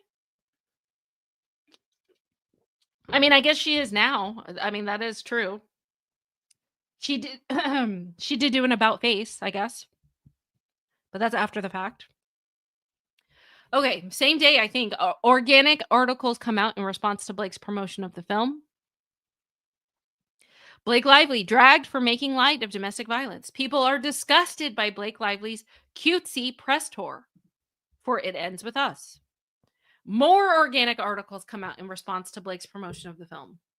There's Vox. Why is everyone mad at Blake Lively? The Cut. Fans are not impressed with Blake Lively's press tour. More organic articles come out. Oh my gosh. They are really piling it on, aren't they? It Ends With Us promo has failed DV survivors like me. August 16th, Nathan receives a message from a reporter about a story from the Daily Mail. Could Blake Lively be canceled? Nathan, realizing that the article could give the impression of having been planted by her, laments, "Damn, this is unfair because it's also not me." The reporter responds, "No, it totally does look like his side." Nathan shares a screenshot of her conversation with the reporter with Abel. The two of them sarcastically joke, "You really outdid yourself with this one." Nathan responds, "That's why you hired me, right?" Oh my goodness. Okay, August 18th, Justin again asked Nathan to confirm. This is not us, correct? Justin was seeing the feud rumors and could not believe how much heat that Blake was getting. He's probably like, oh my gosh, they think it's me and it's not me. This is not me. And this looks really bad. This looks really bad. All right.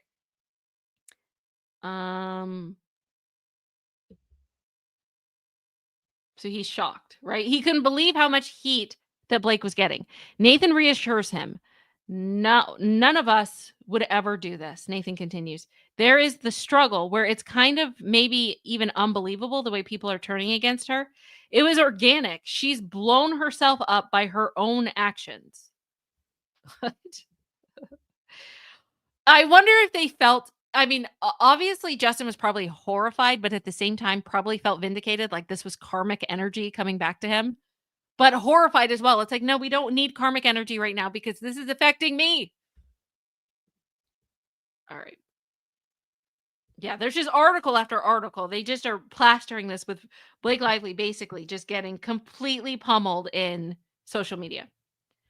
Angela Yang, Blake Lively's It Ends With Us promotional called disrespectful by survivors. And then August 19th, Joan Work chief of staff promises to release Abel's phone number to her. Let's see.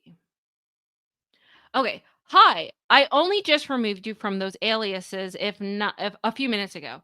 You're still on Justin, etc. I'm not sure what you mean by protecting yourself, as the teams have been actively covering the account and handling all the day-to-day operations and client interactions.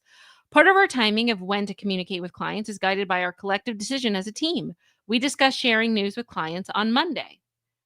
And someone said, that's not true, but okay. I really have respect for you. And now what you have to deal with because you've shared with me But I'm also a real person, and there's no job worth treating someone disrespectful. I'm back in town Monday. Okay, so there's back and forth going on. So there's more organic negative press releases. I mean, she's just getting plastered in the news. We all know this. We've all seen it. August 21st. On August 21st, 2 days before her last day, Abel pulls up to the Jonesworth office in Beverly Hills.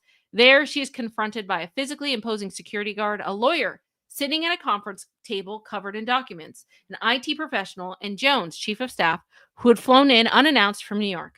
Apart from Jones' chief of staff, Abel had never, ever seen any of them before. After being ushered into the conference room, Abel sees that the security guard is posted just outside its doors, blocking the exit. In a menacing and cold tone, the attorneys point to the documents and tell Abel to review and sign them. The attorney claims that Jones' work believes that she had proprietary information on her laptop and will likely have grounds to sue if Abel does not allow them access. Completely caught off guard by this hostile, intimidating display, Abel falls into a state of shock. She has never experienced anything like this and does not know what to do. Fearful she will burst into tears and humiliate herself, she knew what Jones wants. Abel dissociates. Knowing she has not done anything wrong and desperate to get out of there, Abel signs the documents without digesting their contents. Afterwards, the lawyer demands that Abel hand over the personal laptop. Abel complies, and the IT professional conducts a search that turns up nothing. The attorney then presents Abel with a list of approximately 10 documents and accuses her of having accessed and stolen them.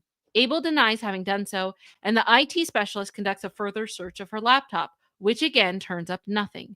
The attorney then instructs Abel to hand over her phone, after which security would escort her out of the building. Still utterly shell-shocked, and desperate to get out of there, Abel agrees to hand over her phone so long as they will confirm that Jonesworks will immediately release her personal cell number, allowing Jonesworks to take possession of the physical device without gaining unrestrained access to its contents.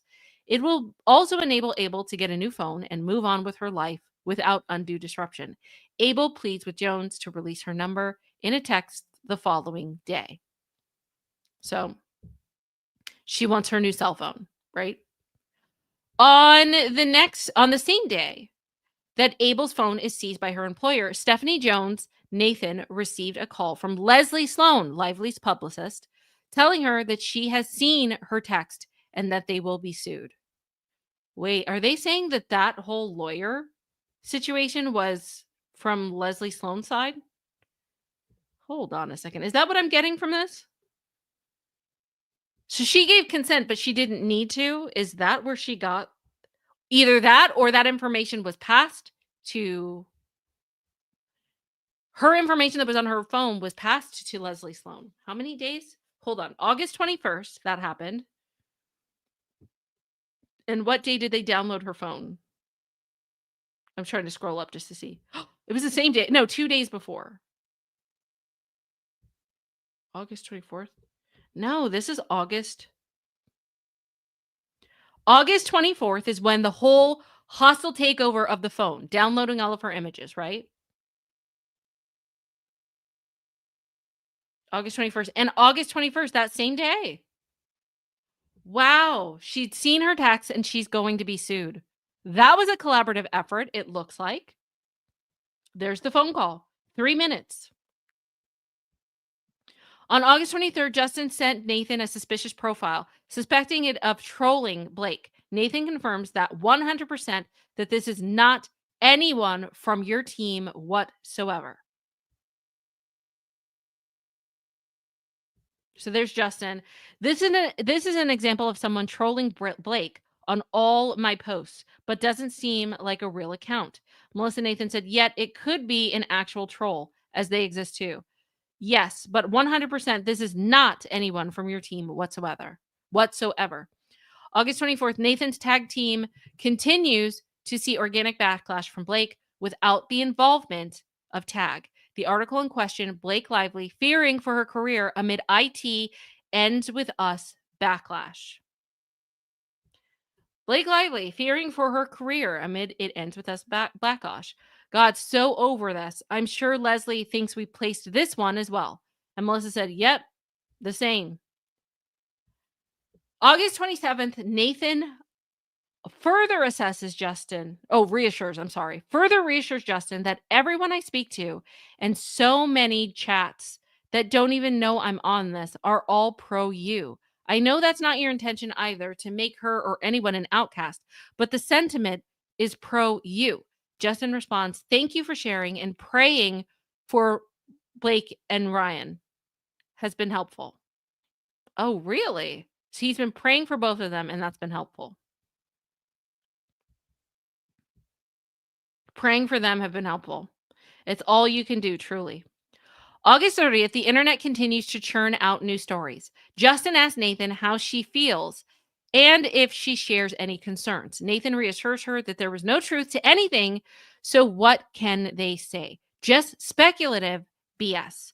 I'm not worried. And I promise you. So, this is Justin again. Let's see. Melissa Nathan says, "No, no, it's fine. It's good to stay all across messaging, but thank you for asking me." And Justin said, "How are you feeling about this? The truth hasn't come out yet. Seems to be getting more picked up now. Do you have any concerns or anything we should be worried about? I know that both my wife and I both feel like they could definitely be up to something over there."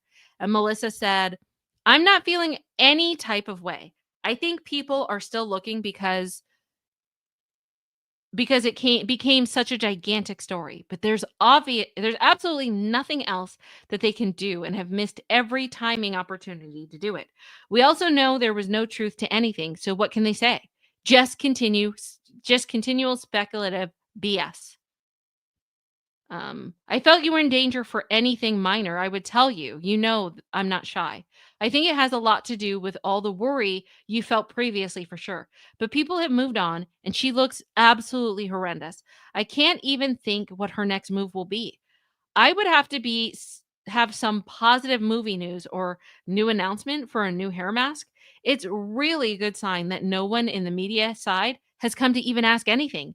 But I hear anything, I promise I will let you know when I hear anything. And Justin said, "Okay, thank you. Yeah, I just know her personality. And this is the kind of person that genuinely believes that she's right and that all of this is unjust."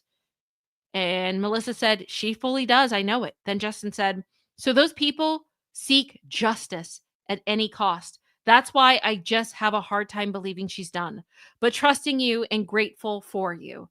And then Melissa said, "She looks abominable. If she does anything against you, she knows it." And Justin hearted that. September 1st, Nathan revealed to Justin that she finally watched the film in theaters. She shared a touching message with Justin. She also shared a personal story that inspired him to direct the movie and ultimately option the book. Ironically, it was the story that Blake chose to use against him later in the list of 17 points when she required there be no discussions with Blake of personal experiences with sex. In her complaint, she intentionally misrepresented the story to suggest that Justin had engaged in sexual conduct without consent. In fact, it was the other way around. Justin was referencing an intimate relationship in which he was the one who did not give consent, not the other way around. Hmm. Let's see.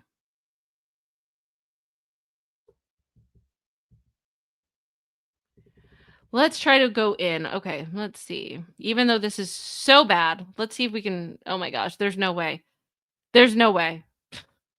This looks like Russian or something. I just no. It's really hard to read. But they gave a good summary. Okay. September 8th, Baldoni sends a text to his original editors, hopeful that one day they will complete the film as intended. Oh, that's awesome. Like to do some type of redo. And then, wait, how long ago was that? Let's see. That was September 8th. So it was quiet. Justin was probably thinking all was good to go. The storm was past. He didn't have to deal with this woman every day. That's September 8th. And then, actually, let's read this. I want to read this text. The hopeful one day they complete the film as intended. So this is in September. Justin said, "If you think about it, we didn't even finish our director's cut because she intervened. So ideally, at some point, we can take a week and just do it together for ourselves. But that opens up a can of worms. So We'll need to let this thing play out for a while before we pull the card, and your door will be knocked on. The amount of women who feel seen, that it's reaching people all over the world, that men are remembering their own traumas and having conversations with their partners. That's why we did this, and it worked. Still the dream team. And the editor said, incredible. That's great news. So, waiting on bated breath, I'm sure he was thinking the storm was going to be over. No lawsuits or anything passed. He wasn't hearing any more rumblings. It was starting to die down. And then, boom, December 20th, 2024, Blake filed her complaint with the California Civil Rights Department. Megan Toohey, a reporter from the New York Times, reached out to Wayfarer about allegations made by Blake related to a filed complaint. Please offer any on-record comment as well as any other information you think we should know. Additionally, please notify us of any inaccuracies. We need to hear back from you tomorrow by noon. Can you believe that? Can you imagine putting all of this crap together, maybe not even thinking that you were going to be sued? Maybe he had his ducks in order, but probably not. There's no way to quantify this and put all of that together by tomorrow noon. That sounds insane, and that's absolutely ridiculous. Is that making sense to anyone else? Because it's not making sense to me. Unreasonable. Okay, so this is still the New York Times reporter. And it says, Ms. Abel, we are reporting about a crisis communication operation conducted on behalf of Justin Baldoni, Jamie Heath, and Wayfarer Studio to protect their reputation and harm Blake Lively's, as described in a legal complaint filed today. Our reporting found that you participated in the effort, which was undertaken last summer out of a concern that complaints Blake had made during the film. It Ends With Us would become public during the movie's rollout. We have learned that Blake filed the legal complaint against you, Justin, Mr. Heath, Steve Sarowitz, Wayfarer, Melissa Nathan, Jed Wallace, alleging sexual harassment, retaliation, aiding and abetting of harassment and retaliation, among other claims. The complaint claims misconduct on the part of Justin and Heath during filming, including repeatedly violating physical boundaries and making sexual and other inappropriate comments. The complaint includes a side letter to her contract signed by Mr. Heath, in which the studio agreed to install more safeguards during filming and agreed not to retaliate against Blake. She is now saying they violated the terms of the letter. The complaint includes extensive private text messages and emails that she obtained through a subpoena, and that document the crisis communications operation. They include exchanges involving you, your team, Justin, Mr. Heath. The New York Times reviewed these along with other documents. We are seeking your response to the claims of retaliation through the PR campaign, and we would welcome the opportunity to talk with you on record. Please offer any on-the-record comment as well as any other information you think we should know. Additionally, please notify us of any inaccuracies. We need to hear back from you tomorrow by noon. Woo, woo, woo. This is crazy.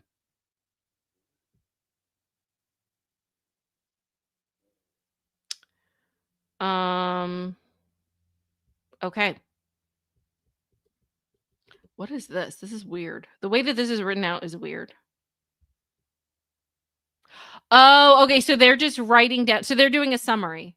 I think the New York Times reporter is doing a summary. I'm trying to go back. Yeah. Yep. So they're just doing a summary of everything that was done, basically, that we've been talking about. Basically laying out those 17 points. When a flag TikTok sleuth started asking questions about Mr. Baldoni, you text that we flagged to Jed. Yeah, so they're going over and saying, what is this? Can you explain what was going on? The manipulated media coverage and online commentary became an unusually high percentage of Blake's online presence. She was branded tone deaf, difficult to work with, a bully. Sales of her new hair care line plummeted. Sincerely, Megan. Wow. Wow.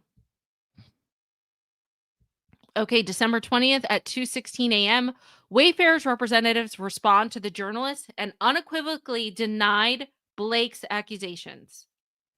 It is shameful that Blake and her representatives would make such a serious and categorically false accusation against Blake, Wayfair Studios, and its representatives as yet another desperate attempt to fix her negative reputation, which was garnered from her own remarks and actions during the campaign for the film.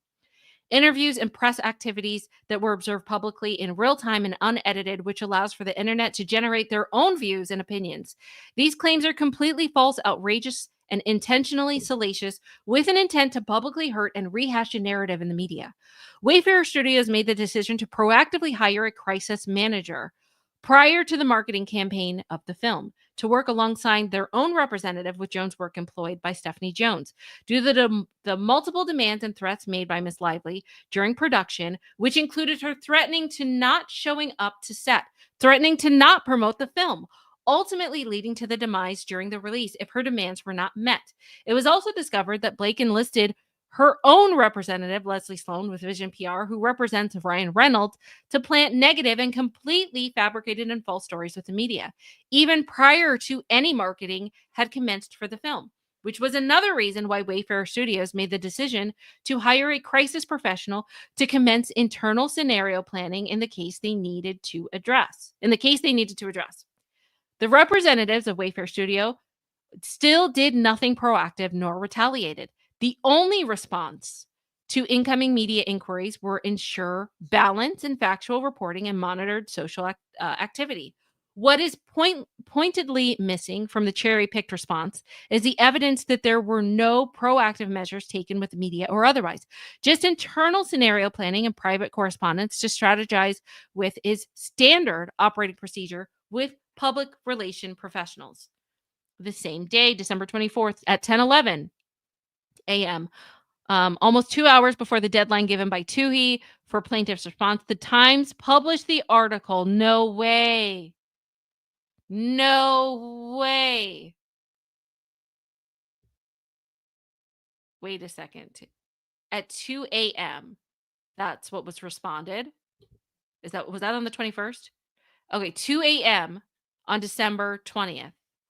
By December 21st at 10 a.m., the article was published. Wow. Yeah, we can bury anyone inside a Hollywood smear machine, the article. December 31st, Justin and team filed lawsuit against the New York Times. Blake filed lawsuit against Justin and his team the same day. January 7th, Blake attempted to serve Justin and team during the LA wildfires, going as far as to serve a member of Justin's team while they attempted to evacuate with their small child. This is getting so dirty. January 16th, Justin and team filed suit with Blake, Ryan Reynolds, Sloan, and Vision PR. January 21st, discovery is made about the main imagery used in the article that metadata creation stamps days prior to the publication. So this is what they're talking about. So this metadata, the main Baldoni image, that headline, the article was finalized on December 16th. And there's the metadata saying 12/16. But according to the New York Times, they've already come out with a post saying that's just metadata that's not accurate. It's like on a different system based on when we put it out, but that's not the date that it was created. So that is inaccurate. That's what they came out and said. Additional smear Baldoni imagery existing within the article, December 18th. So, they're showing the date again. But once again, the New York Times is saying that's not the correct metadata.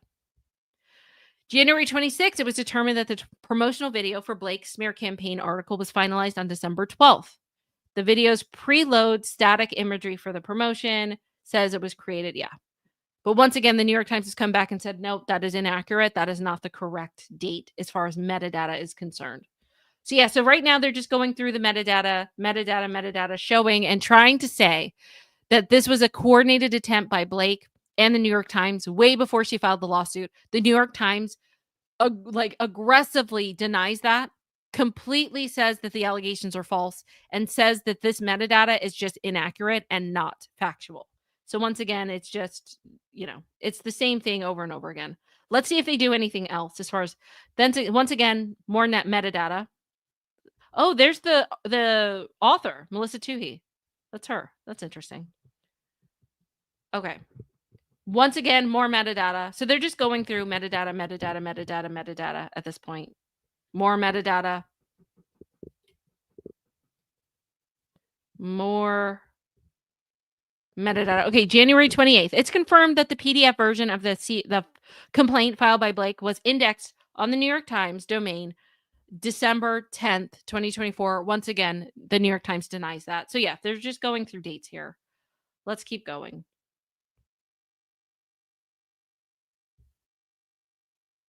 So the New York Times is going to have to obviously probably be subpoenaed with those records, and they can prove if they're lying or not. What doesn't make sense to me is I doubt that they would lie because it's so easily it's going to be easy to find out that information. So I'm apt to believe that there must be some type of wrong metadata because they're going to subpoena this and find out anyway. It would be dumb for them to lie about it. More metadata, more metadata. So we're just going to skip through this. More metadata, lots of metadata. That's what they believe. That's the end. That's the end. We did it. We did it. So there is so much more to this. Who knows if the website's still going to be up? I don't even know what's going on with the case as far as what happened in court today.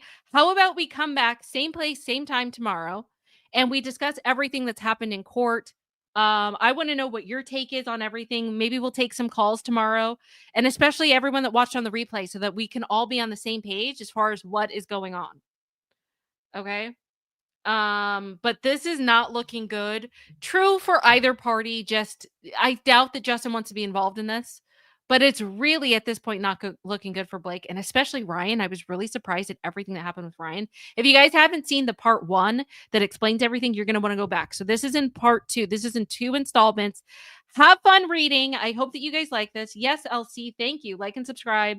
And we will be back tomorrow. Let me know what else that you think that we should explore in this case. If you guys haven't seen my deep dive on the Blake and Justin uh debacle as well, go to my channel. It's there. Watch that video. I'll also put it in the video comment section and description so that you guys can watch this. Because guess what, you guys? This is just getting started. This is a war. And this was the first of the battles. And we're going to keep going. You guys were troopers, can I say? Thank you for hanging in there with me. And let's keep this going. So make sure you're subscribed. Oh, thank you, Brittany. Brittany said today in court, no gag order. And Blake cannot determine who will depose her. So 2 big losses for Blake today. Interesting. We'll talk about that tomorrow. We'll talk about that tomorrow. All right, you guys have an excellent one. For everyone that is over on IQ Live, I'm feeling kind of energetic today. So maybe we'll go over everything on my IQ Live channel for everything Sister Wives related. So anyway, thank you guys so much for coming, and I will see you tomorrow.